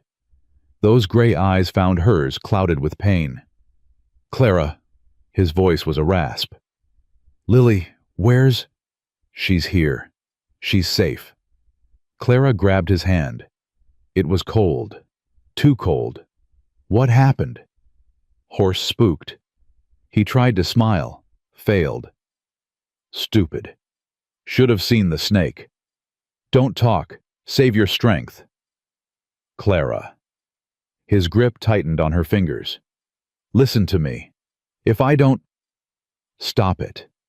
If I don't make it—" "I said stop." Clara's voice cracked. "You're not dying. You hear me? I didn't survive wolves and blizzards and that viper Beatrice Aldridge just to lose you to a spooked horse." Something flickered in his eyes, almost a laugh. "Bossy," he whispered. Damn right I am. Clara looked at the nearest hand. How long until the doctor? Hour, maybe more. Too long. The blood was still spreading. Clara made a decision. Get me rope, she ordered. Clean cloth, whiskey if you have it, and someone hold his shoulders. The hands scrambled to obey. Clara didn't let herself think about what she was doing. Didn't let herself remember Thomas on his sickbed slipping away despite everything she tried. This was different. This was a wound she could see, a problem she could fix. This time, she would not fail. She worked quickly, ruthlessly. Used her belt as a tourniquet, cleaned the wound with whiskey, while Nate bit down on leather and didn't scream. Set the bone with a crack that echoed in the cold air. By the time the doctor arrived, the bleeding had stopped. Who did this? Dr. Webb, a lean man with spectacles and quick hands, examined Clara's work with widening eyes. This is remarkable. Will he live? Clara's voice didn't shake. She wouldn't let it. Thanks to whoever tied that tourniquet, yes. The doctor looked at her with new respect. You saved his life, Mrs. Harlan. Clara's knees finally gave out. She sat in the frozen dirt beside her husband and watched the hands load him carefully onto the wagon. Lily crawled into her lap sobbing, and Clara held her and didn't cry. Couldn't cry. If she started, she might never stop. They brought Nate home as the sun set. Clara didn't leave his side. Not when the doctor set his leg properly and splinted it. Not when Martha brought food she couldn't eat. Not when Silas offered to take over the watch so she could rest. I'm staying, she said. Silas didn't argue. Lily fell asleep in the chair by the window, wrapped in a quilt, her face still streaked with dried tears. Clara sat on the edge of Nate's bed and held his hand and watched his chest rise and fall. He woke near midnight. Clara. His voice was hoarse. You're still here. Where else would I be? He turned his head to look at her. Even pale and pain-lined, his eyes held that warmth she'd come to count on. I thought, he swallowed. I thought I was dying. You weren't. Felt like it. His fingers tightened on hers. All I could think about was you and Lily, how I'd be leaving you. Clara's throat closed. You're not leaving us. I know. He smiled weakly. You wouldn't let me. She almost laughed, almost cried. Ended up doing neither. The doctor said you'll be laid up for weeks, she told him. Maybe months. The bone was bad. Then you'll have to run things. Clara blinked. What? The ranch, the hands, everything. Nate's eyes were serious despite the pain. Silas can help, but he's not family. You are. The men need to see you in charge. I don't know anything about running a ranch. You'll learn. His faith was absolute. You learn to survive alone in the wilderness. You learn to shoot like a soldier. You can learn this. Nate. I trust you. He lifted her hand to his lips and kissed her knuckles. More than anyone. Clara stared at him. This man who'd stumbled into her life and turned everything upside down. This man who believed in her when she didn't believe in herself. All right, she said quietly. I'll try. That's all I ask. He closed his eyes, exhaustion pulling him under. Clara stayed beside him until dawn lightened the windows. Then she went downstairs to face her new life. The hands didn't know what to make of her. Clara saw it in their faces as she walked into the morning meeting. Confusion, skepticism. A few poorly hidden smirks. A woman giving orders. To men who'd worked this land for years. She understood. Didn't like it, but understood. I know what you're thinking, she said, standing at the head of the table where Nate usually stood. I'm new here. I don't know cattle from sheep. I married your boss 2 weeks ago, and now I'm telling you what to do. Nobody spoke. A few shifted uncomfortably. Here's what I do know. Clara's voice hardened. I know how to work. I know how to survive when everything's falling apart. And I know that Mr. Harlan trusts me to keep this place running while he heals. She met their eyes one by one. So we can do this the hard way, where you fight me every step and we all suffer. Or we can do this the smart way, where you teach me what I don't know, and I work harder than anyone to make up for it. Silence. Then Silas stepped forward. You heard the lady, he said gruffly. South pasture needs checking after yesterday's commotion. Miller, take 2 men. Thompson, we're short on feed in the east barn. Get it sorted. The hands moved. Not happily, but they moved. Clara let out a breath she hadn't known she was holding. Thank you, she murmured to Silas. Don't thank me yet. The old foreman's eyes were sharp. That was the easy part. They'll test you, every day, every decision. You show weakness, they'll eat you alive. Then I won't show weakness. Silas smiled for the first time since she'd met him. No, he said. I don't reckon you will. The testing started immediately. A hand named Dawkins questioned her order to move cattle to the lower fields. Clara stood her ground, explained her reasoning. The weather was shifting. The upper pastures would freeze first, and didn't flinch when he muttered under his breath. The next day, her decision proved right. The upper pastures froze solid overnight. Dawkins stopped muttering. A fence broke in the west section. The hands expected her to send someone else to fix it. Clara rode out herself, worked alongside them in the cold, came home with blisters on her palms and respect in their eyes. A dispute broke out between 2 workers over rotation schedules. Clara listened to both sides, made a decision that satisfied neither completely, but was fair to both. Day by day she learned. Night by night she sat with Nate and told him everything. Her victories, her mistakes, her fears. You're doing better than I did my first month, he said one evening 3 weeks into his recovery. And I grew up here. I'm terrified every minute. Doesn't show. He pulled her closer on the bed where she'd taken to sitting beside him. Clara, you're remarkable. I'm stubborn. There's a difference. There really isn't. She laughed, and he laughed with her, and for a moment, everything felt possible. Then Beatrice made her move. It started with rumors. Clara heard them from Martha, first whispers in town about the rancher's new wife. How she'd bewitched him. How she was running the ranch into the ground. How the men were on the verge of revolt. None of it's true, Martha said anxiously. Everyone here knows that. But everyone in town doesn't. The rumors spread. Grew. Mutated into something uglier. Clara Harlan had been married before that part was true. Her husband died, also true. But now the story said she'd killed him.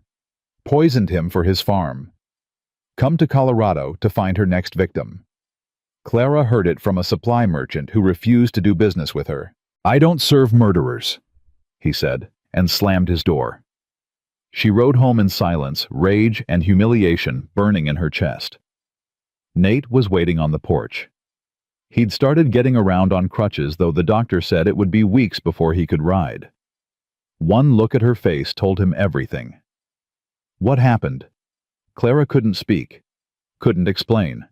She just shook her head and walked past him into the house. He followed, moving awkwardly on his injured leg. Clara, talk to me. They're saying I killed Thomas. The words came out flat. Dead. Poisoned him. That I came here to... She couldn't finish. Nate's face went white, then red. She'd never seen him truly angry before. The transformation was terrifying. Who's saying this? Everyone. Clara sank into a chair. It's all over town. The merchant wouldn't sell to me. Said he doesn't serve murderers. Which merchant? It doesn't matter. It matters to me. Nate's voice was iron. Give me his name. And what you'll hobble over there on one leg and defend my honor. Clara laughed bitterly. This is Beatrice. Has to be. She can't beat us directly, so she's destroying me. Then we fight back. How I can't prove I didn't kill my husband. I can't prove something that didn't happen. Nate lowered himself into the chair across from her. His face was lined with pain from his leg, or from watching her suffer, she couldn't tell. "You have witnesses," he said. "People who knew you in Missouri, who saw Thomas die of fever. That's hundreds of miles away, and even if I could reach them, we reach them." Nate leaned forward. "We write letters. We gather statements. We build a case so solid that Beatrice's lies crumble under their own weight. That could take months. Then it takes months." His hand found hers. "I'm not letting her win, Clara. Not after everything." Clara looked at him. This man who should be resting, healing, letting others fight his battles. Instead, he was ready to go to war for her. "Why?" she whispered. "Why do you keep fighting for me?" His answer was simple, quiet, devastating. "Because I love you." Clara's breath stopped. "You don't have to say it back." Nate squeezed her hand. "I'm not asking for anything. I need you to know. You're not alone. You never will be again." She stared at him. This man who'd stumbled into her cabin in a blizzard. This man who'd seen her at her worst and lowest and still chose her.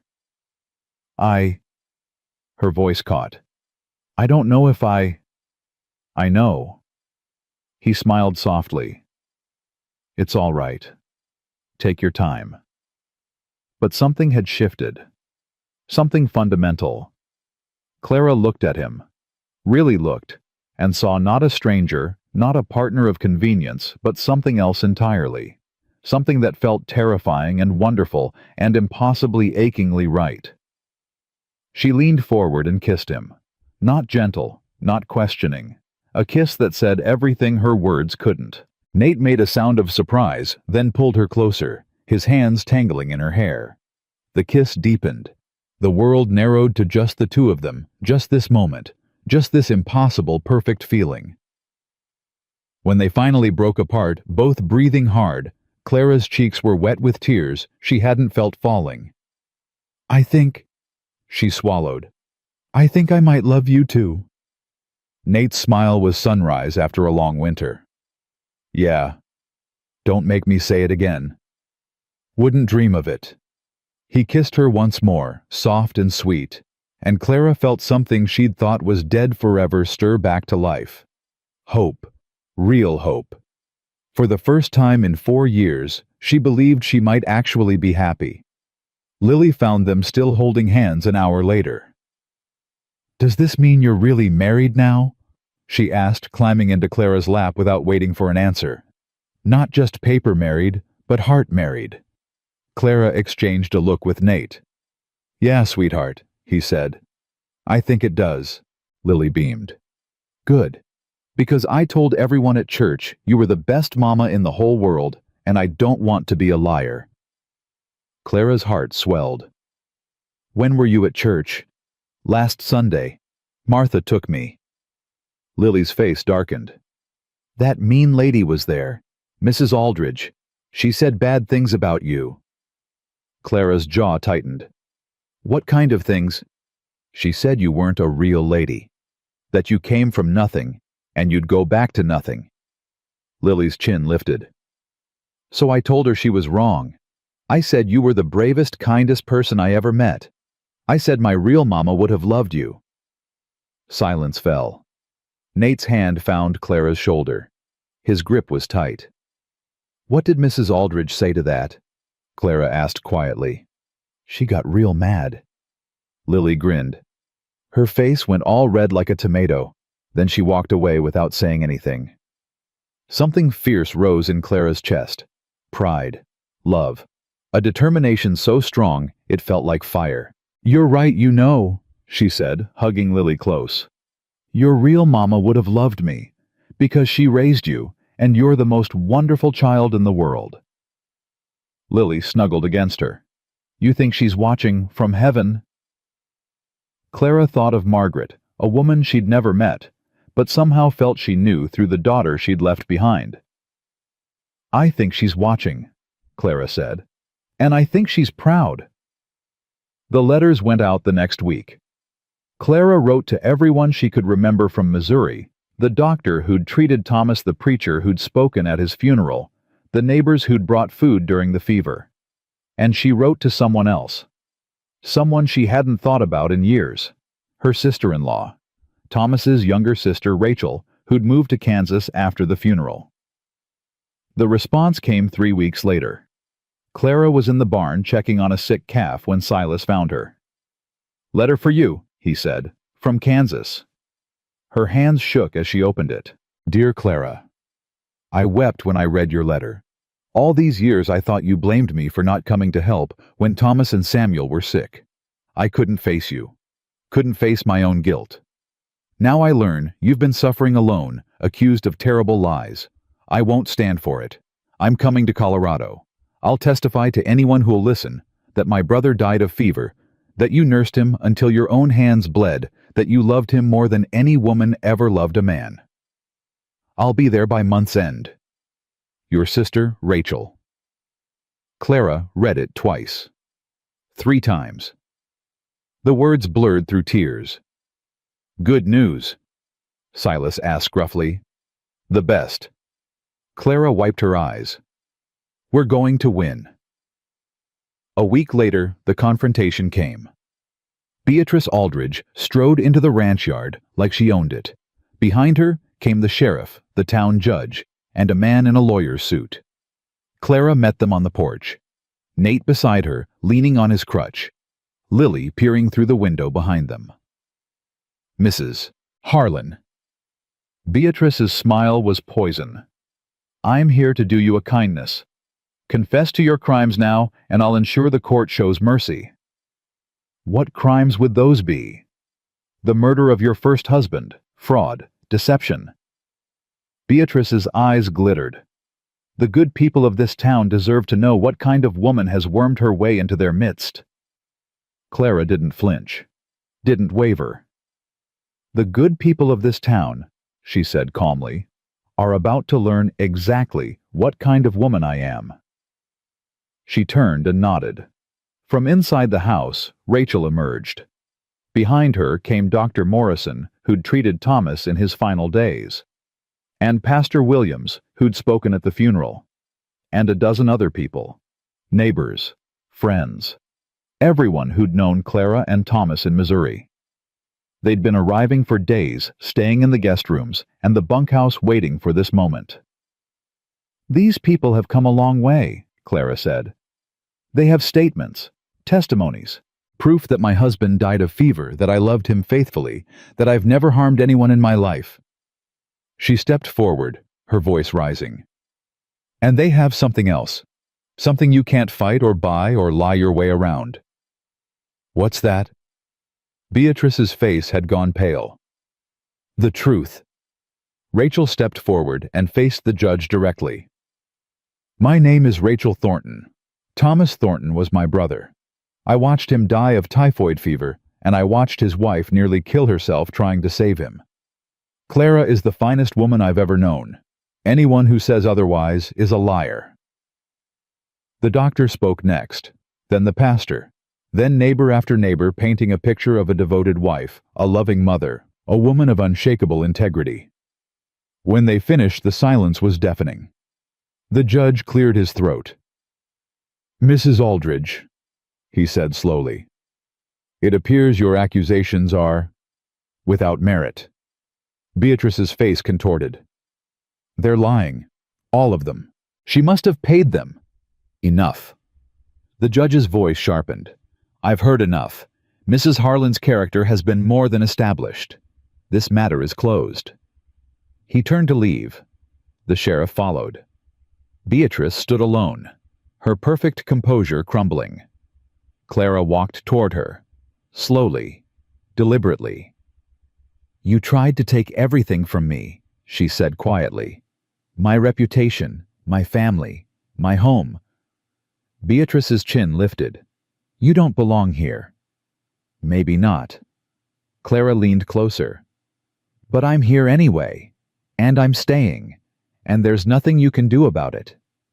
She turned her back on Beatrice Aldridge and walked to her husband's side.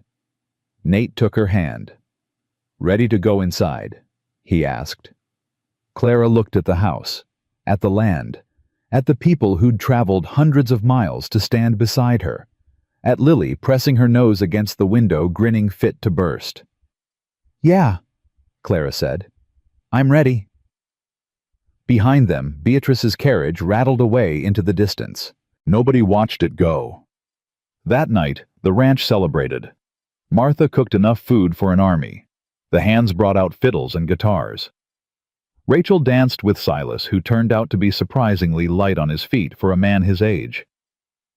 Lily stayed up past midnight, twirling between Clara and Nate like she couldn't decide who to hold on to. "Keep her," Clara said, finally lifting the exhausted child and depositing her in Nate's arms. "I need some air." She walked out onto the porch.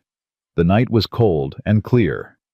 Stars scattered across the sky like scattered seeds. Rachel found her there. "Thomas would be happy," she said quietly. "Seeing you like this." Clara's throat tightened. "You think so? I know so." Rachel stood beside her. "He always said you were too strong to waste yourself on grief. Looks like he was right. I wasted 4 years. You survived 4 years." Rachel's voice was firm. "That's not the same thing."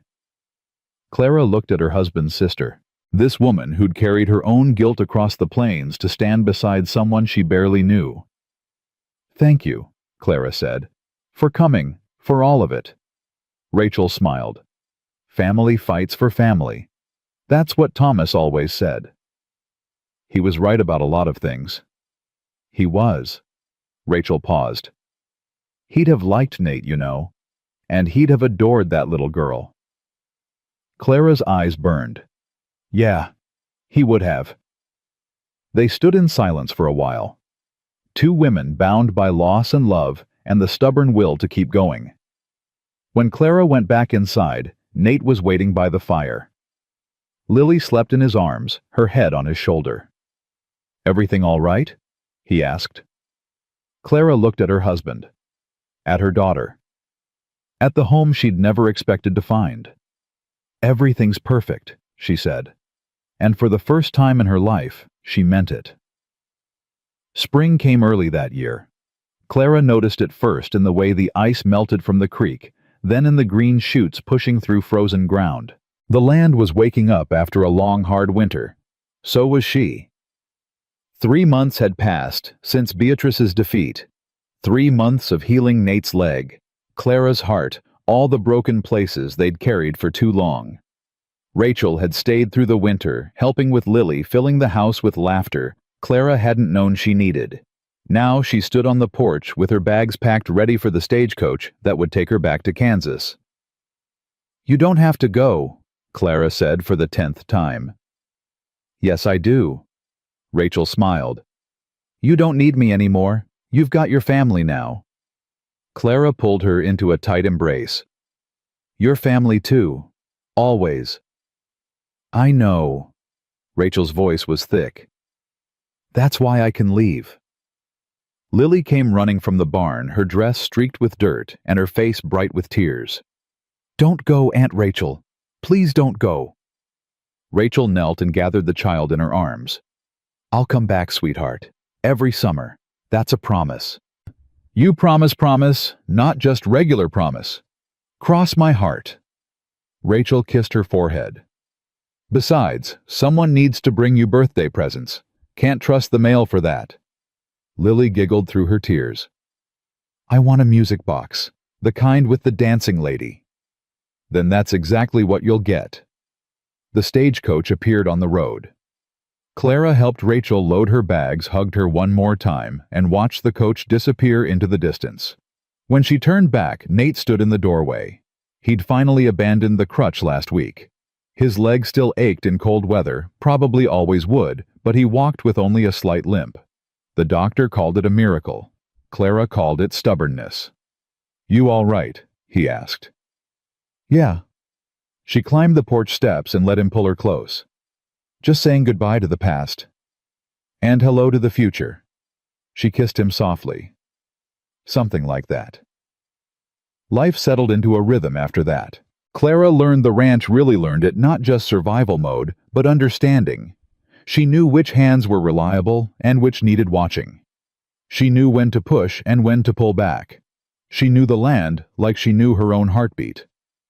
The town came around slowly. At first only a few merchants would deal with her. Then more.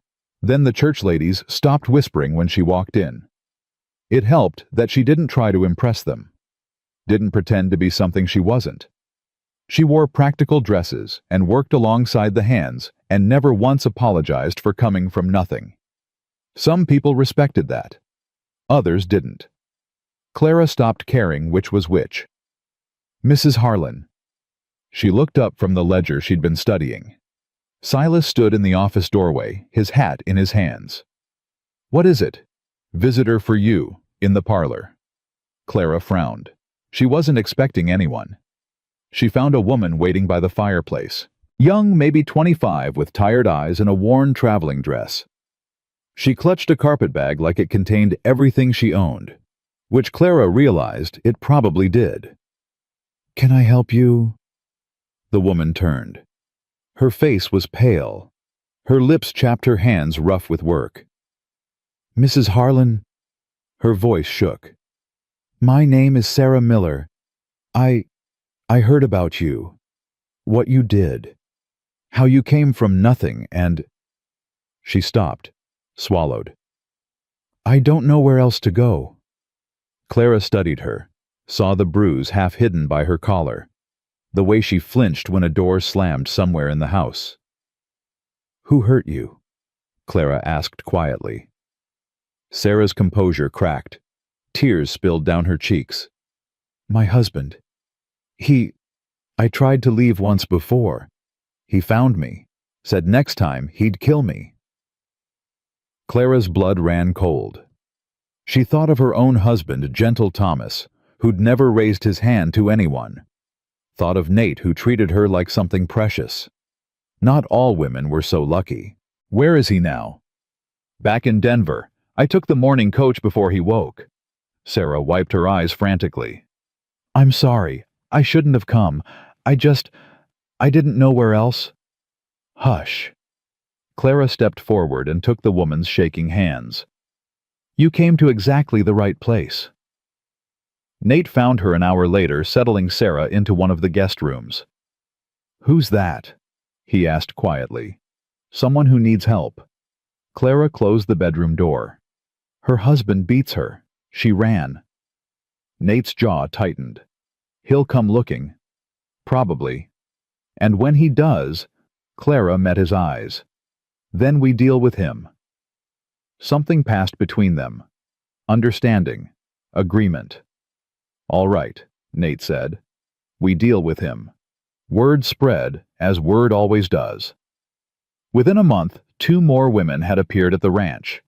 Then 3 more. Then a trickle became a stream. They came from all over Denver, Kansas City, small towns with names nobody remembered. Some had children. Some carried scars visible and invisible. All of them had nowhere else to go. Clara took them in. You're running a refuge, Silas observed one evening watching a young mother chase her toddler across the yard. I'm helping people who need it. Same thing. Clara considered this. He was right, she supposed. She'd built something without meaning to a place where broken women could rest and heal before figuring out their next step. Some stayed for days, some for weeks. A few had been here for months. We'll need more space, Clara said. If this keeps up.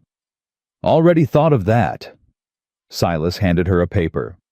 Plans for expanding the bunkhouse. Add a kitchen, separate sleeping quarters. Make it proper. Clara stared at the drawings. When did you have time to do this? Man gets bored just managing cattle. Silas almost smiled. Besides, what you're doing, it's right. Someone ought to have done it years ago. We'll need money. You've got money. Nate appeared behind her, looking over her shoulder at the plans. Use it. Clara turned. It's your money. It's our money, and I can't think of a better way to spend it. She kissed him right there in the yard in front of Silas, and the hands, and anyone else who might be watching. Let them watch. Summer brought trouble of a different kind. Clara was in the new refuge building, half finished now, rising from the ground like a promise when the rider appeared. He came fast, dust rising, and Clara's hand went to the pistol at her hip before she realized what she was doing. "Easy," Nate said, coming to stand beside her. "It's just a messenger." The rider pulled up hard. His face was pale. "Mrs. Harlan, Mr. Harlan," he swallowed. "There's been Judge Morrison sent me. There's a custody petition." Clara's blood went cold. "Beatrice." "No, ma'am. It's—" The rider looked sick. "It's the child's grandmother, Margaret's mother. She's come from Boston. She's claiming Lily should be with family, real family." The words hit like bullets. Clara looked at Nate. His face had gone gray. "When?" he asked hoarsely. "Hearings set for Friday. 3 days." The rider handed over a packet of papers and rode away, leaving devastation in his wake. Clara read the documents with shaking hands. Eleanor Whitmore, Margaret's mother, a wealthy widow from Boston society who'd never once visited her granddaughter. "I didn't even know she was still alive," Nate said numbly. "Margaret never talked about her. Said they'd had a falling out years ago." "What kind of falling out?" "I don't know. She wouldn't say." Nate's hands clenched. Damn it. Damn it all. Clara's mind raced. She's never seen Lily, never written, never sent gifts. Why now? The ranch. Nate's voice was bitter. "It has to be. We had a good year. Word spreads. Someone told her about the money. But she's wealthy herself. Old money runs out." Nate took the papers from her. "If she controls Lily, she controls Lily's inheritance, the ranch, everything." Clara felt sick. Another woman, another threat, another attempt to tear apart the family she'd built from nothing. "What do we do?" she asked.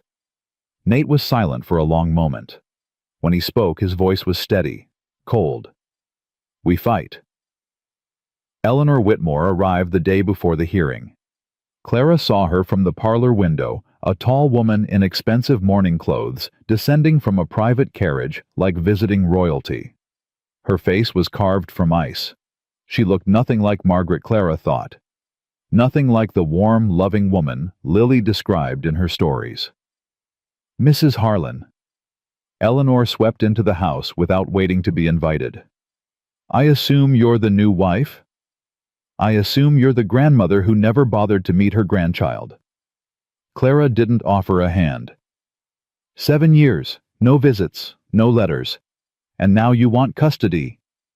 Eleanor's expression flickered. Surprise, maybe. She hadn't expected resistance. "I was respecting my daughter's wishes. Margaret didn't want—" She stopped, collected herself. "That's a matter for the court. It's a matter for Lily." Clara stepped closer. "She's happy here, loved, safe. You can't just waltz in and uproot her life because it's suddenly convenient.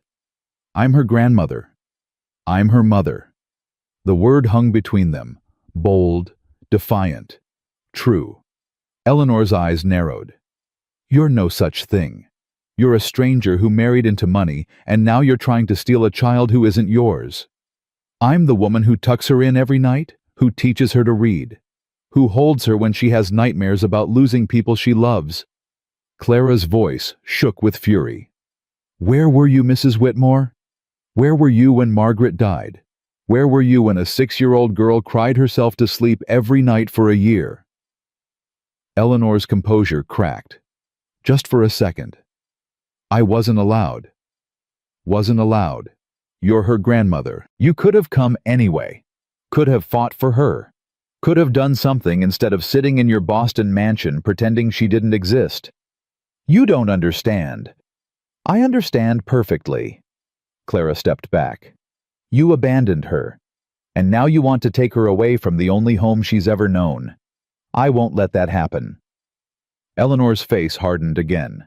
The crack sealed over, leaving nothing but cold determination.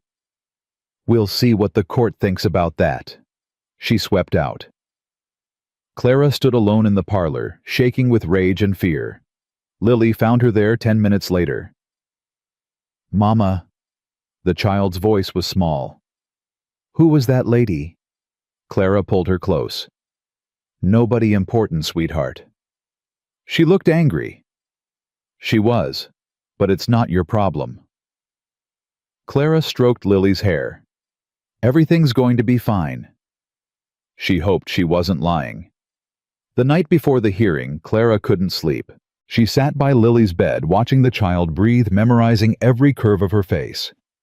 This girl who'd stumbled into her life in a blizzard. This girl who'd called her mama before Clara even knew she wanted to be one. Footsteps in the hallway. Nate appeared in the doorway. "Thought I'd find you here." Clara didn't look up. "I can't lose her." "You won't." "You don't know that." Her voice broke. "I've lost everyone I ever loved. Thomas. Samuel. What if—" "Hey." Nate crossed the room and knelt beside her. "Look at me." She met his eyes, gray as winter sky, steady as stone. "You are the strongest person I've ever known," he said quietly. "You survived things that would have destroyed anyone else. You built a new life from nothing. You turned this house into a home, and this ranch into a refuge, and that little girl into someone who actually believes in happy endings." He took her hands. "Eleanor Whitmore doesn't stand a chance." Clara wanted to believe him, wanted it so badly her chest ached. What if she does? What if the court? Then we appeal, we fight, we keep fighting until there's nothing left to fight with. Nate's grip tightened. "But I don't think it'll come to that. Judge Morrison has known me since I was a boy. He's seen Lily grow up. He knows what kind of father I am. And what kind of mother I am. Everyone in this town knows that now." Nate smiled softly. "You've got half the county ready to testify on your behalf, including some folks who weren't exactly your friends before." Clara thought of the merchants who'd refused to serve her, the church ladies who'd whispered behind their hands. How many of them had changed their minds since the refuge opened? Since word spread about the woman who took in the lost and broken without asking anything in return. It might not be enough. It will be. Nate kissed her forehead. "Have faith." Faith. Such a simple word. Such a terrifying thing to feel. But looking at Lily's sleeping face, Clara found she had no choice. The hearing took place in a packed courtroom. Clara sat at the defendant's table, Nate beside her, Lily on her other side. The child held her hand so tightly it hurt. Eleanor Whitmore sat across the aisle, flanked by expensive lawyers. Her face was marble.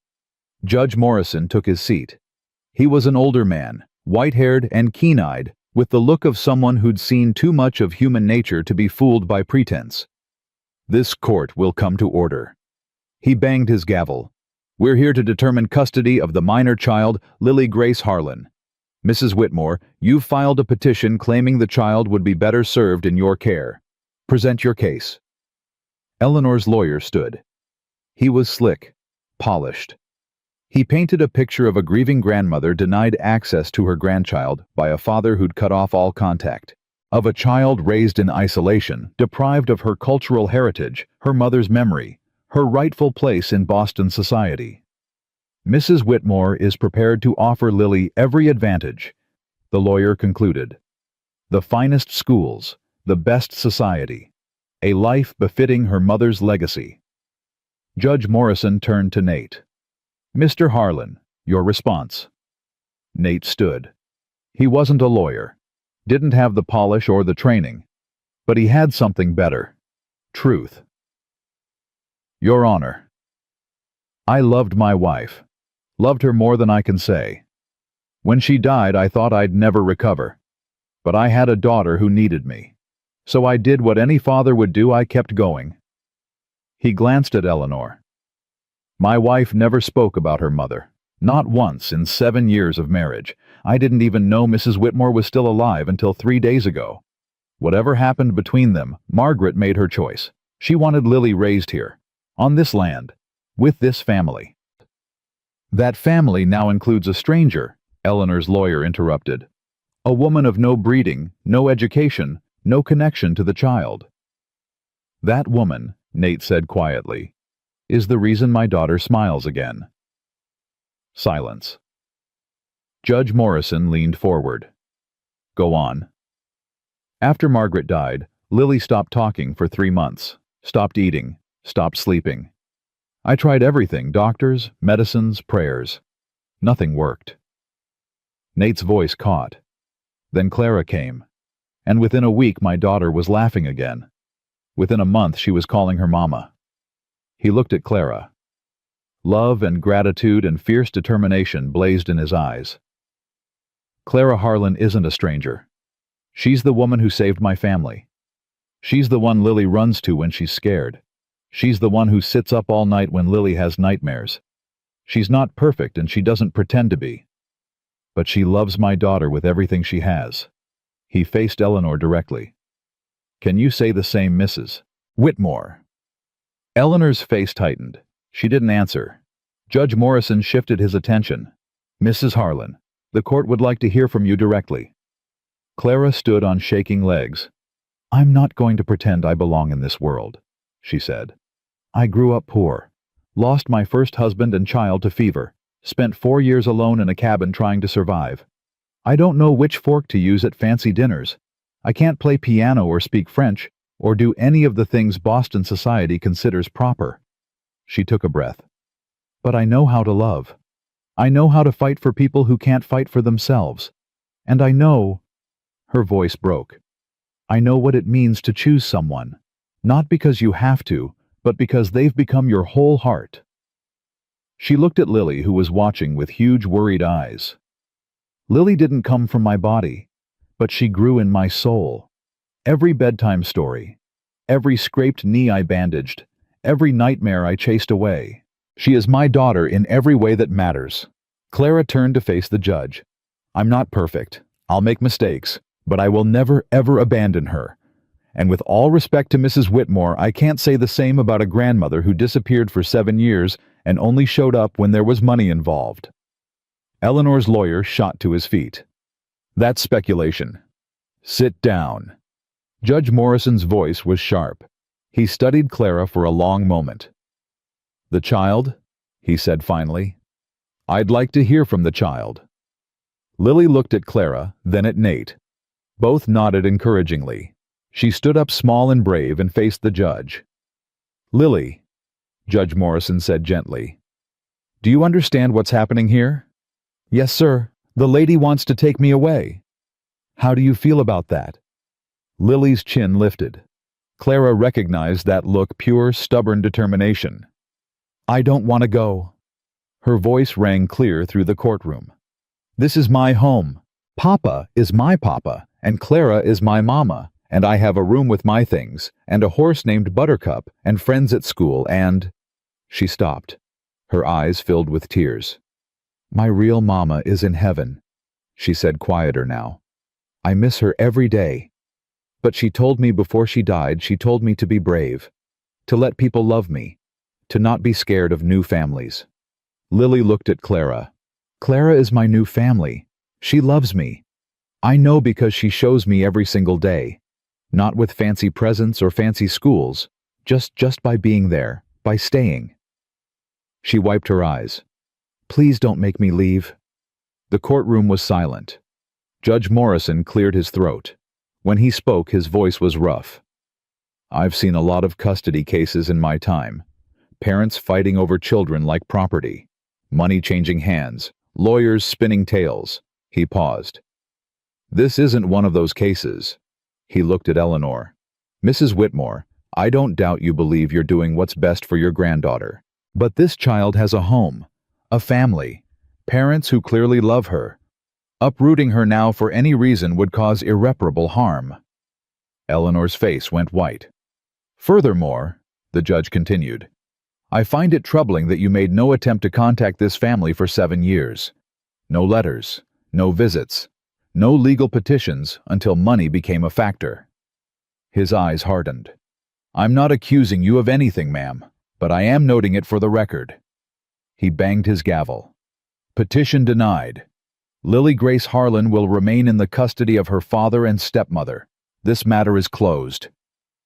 The courtroom erupted. Clara barely heard any of it. She was too busy holding Lily, who had launched herself across the table and into her arms. Mama, we won. We won. Clara held her tight and finally let the tears fall.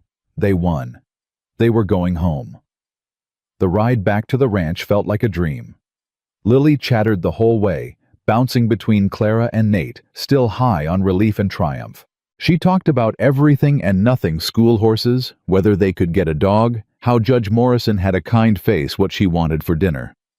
Clara let the words wash over her. Let them fill all the empty spaces that fear had carved. They were almost home when Nate reached over and took her hand. You know, he said quietly, I think I fall in love with you all over again every single day. Clara looked at him. This man who'd stumbled into her cabin in a blizzard, who'd given her a family when she thought she'd never have one again. Just now figuring that out, he laughed, really laughed. The sound made Lily giggle. I knew it from the moment you pointed a rifle at 3 men and didn't blink, he said. I just keep being reminded. Clara squeezed his hand. Good, because I intend to keep reminding you for the next 50 years. Only 50. We'll negotiate the rest. Nate kissed her right there in the wagon, with Lily making disgusted noises and covering her eyes, and Clara felt something she'd never expected to feel again. Complete. The ranch came into view as the sun began to set. Silas stood on the porch watching for them. When the wagon pulled up, his weathered face broke into a grin. Saw the whole town celebrating, he said. Figured that meant good news. We won. Clara climbed down, legs unsteady but heart soaring. We won. Never doubted it for a second. Lily ran past him into the house, already shouting for Martha, wanting to tell everyone everything. Silas looked at Clara with eyes that saw too much. You done good, he said simply. Margaret would be proud. Clara's throat tightened. You think so? I know so. He tipped his hat. Welcome home, Mrs. Harlan. He walked away, leaving Clara standing in the yard as twilight settled over the land. Nate came to stand beside her. What are you thinking? Clara looked at the ranch, the house, the barns, the new refuge building rising in the distance, looked at the life she'd built from the ashes of the old one. I'm thinking about that cabin, she said softly.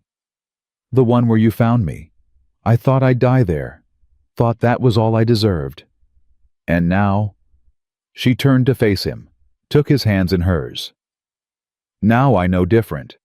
Now I know that sometimes the worst storms bring the best things. That love can find you even when you're not looking. That family isn't about blood, it's about choice. She kissed him, soft, sweet, full of promise.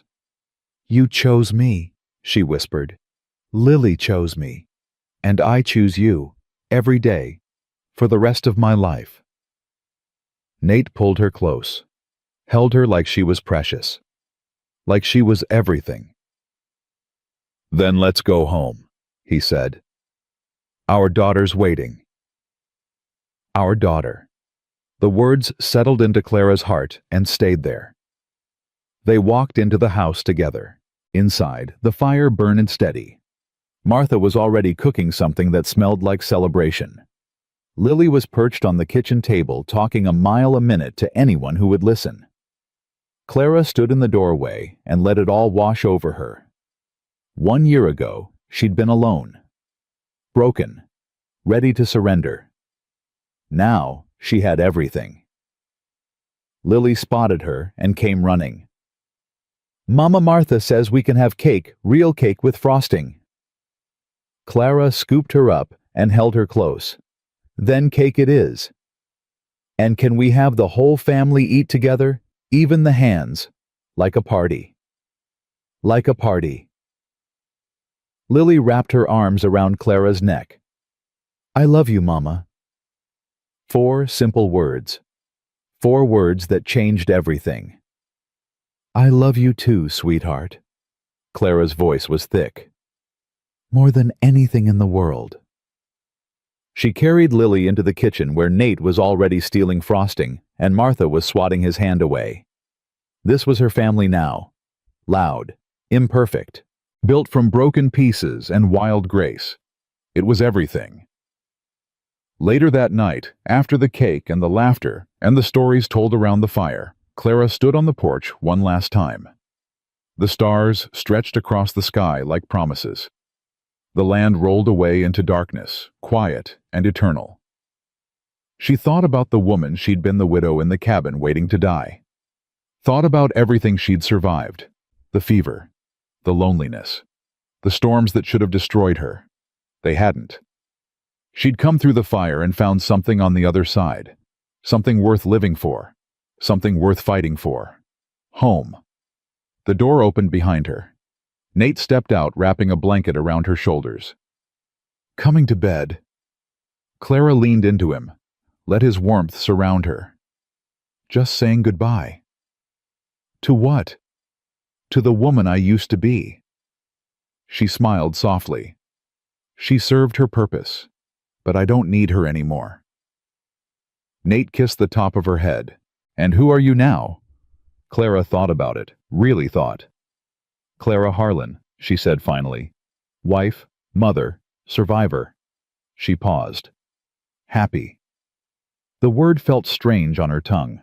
Strange and wonderful and absolutely true. Good. Nate took her hand. That's exactly who you should be. They went inside together, closing the door on the cold night. Behind them, the stars kept their ancient vigil. Ahead, the fire burned warm and bright. And in the morning, they would wake to a world made new, a family forged in storm and love, a home built from second chances, a life that proved beyond all doubt that broken things could be beautiful again. Clara had opened her door to strangers in a blizzard. She'd found her way home.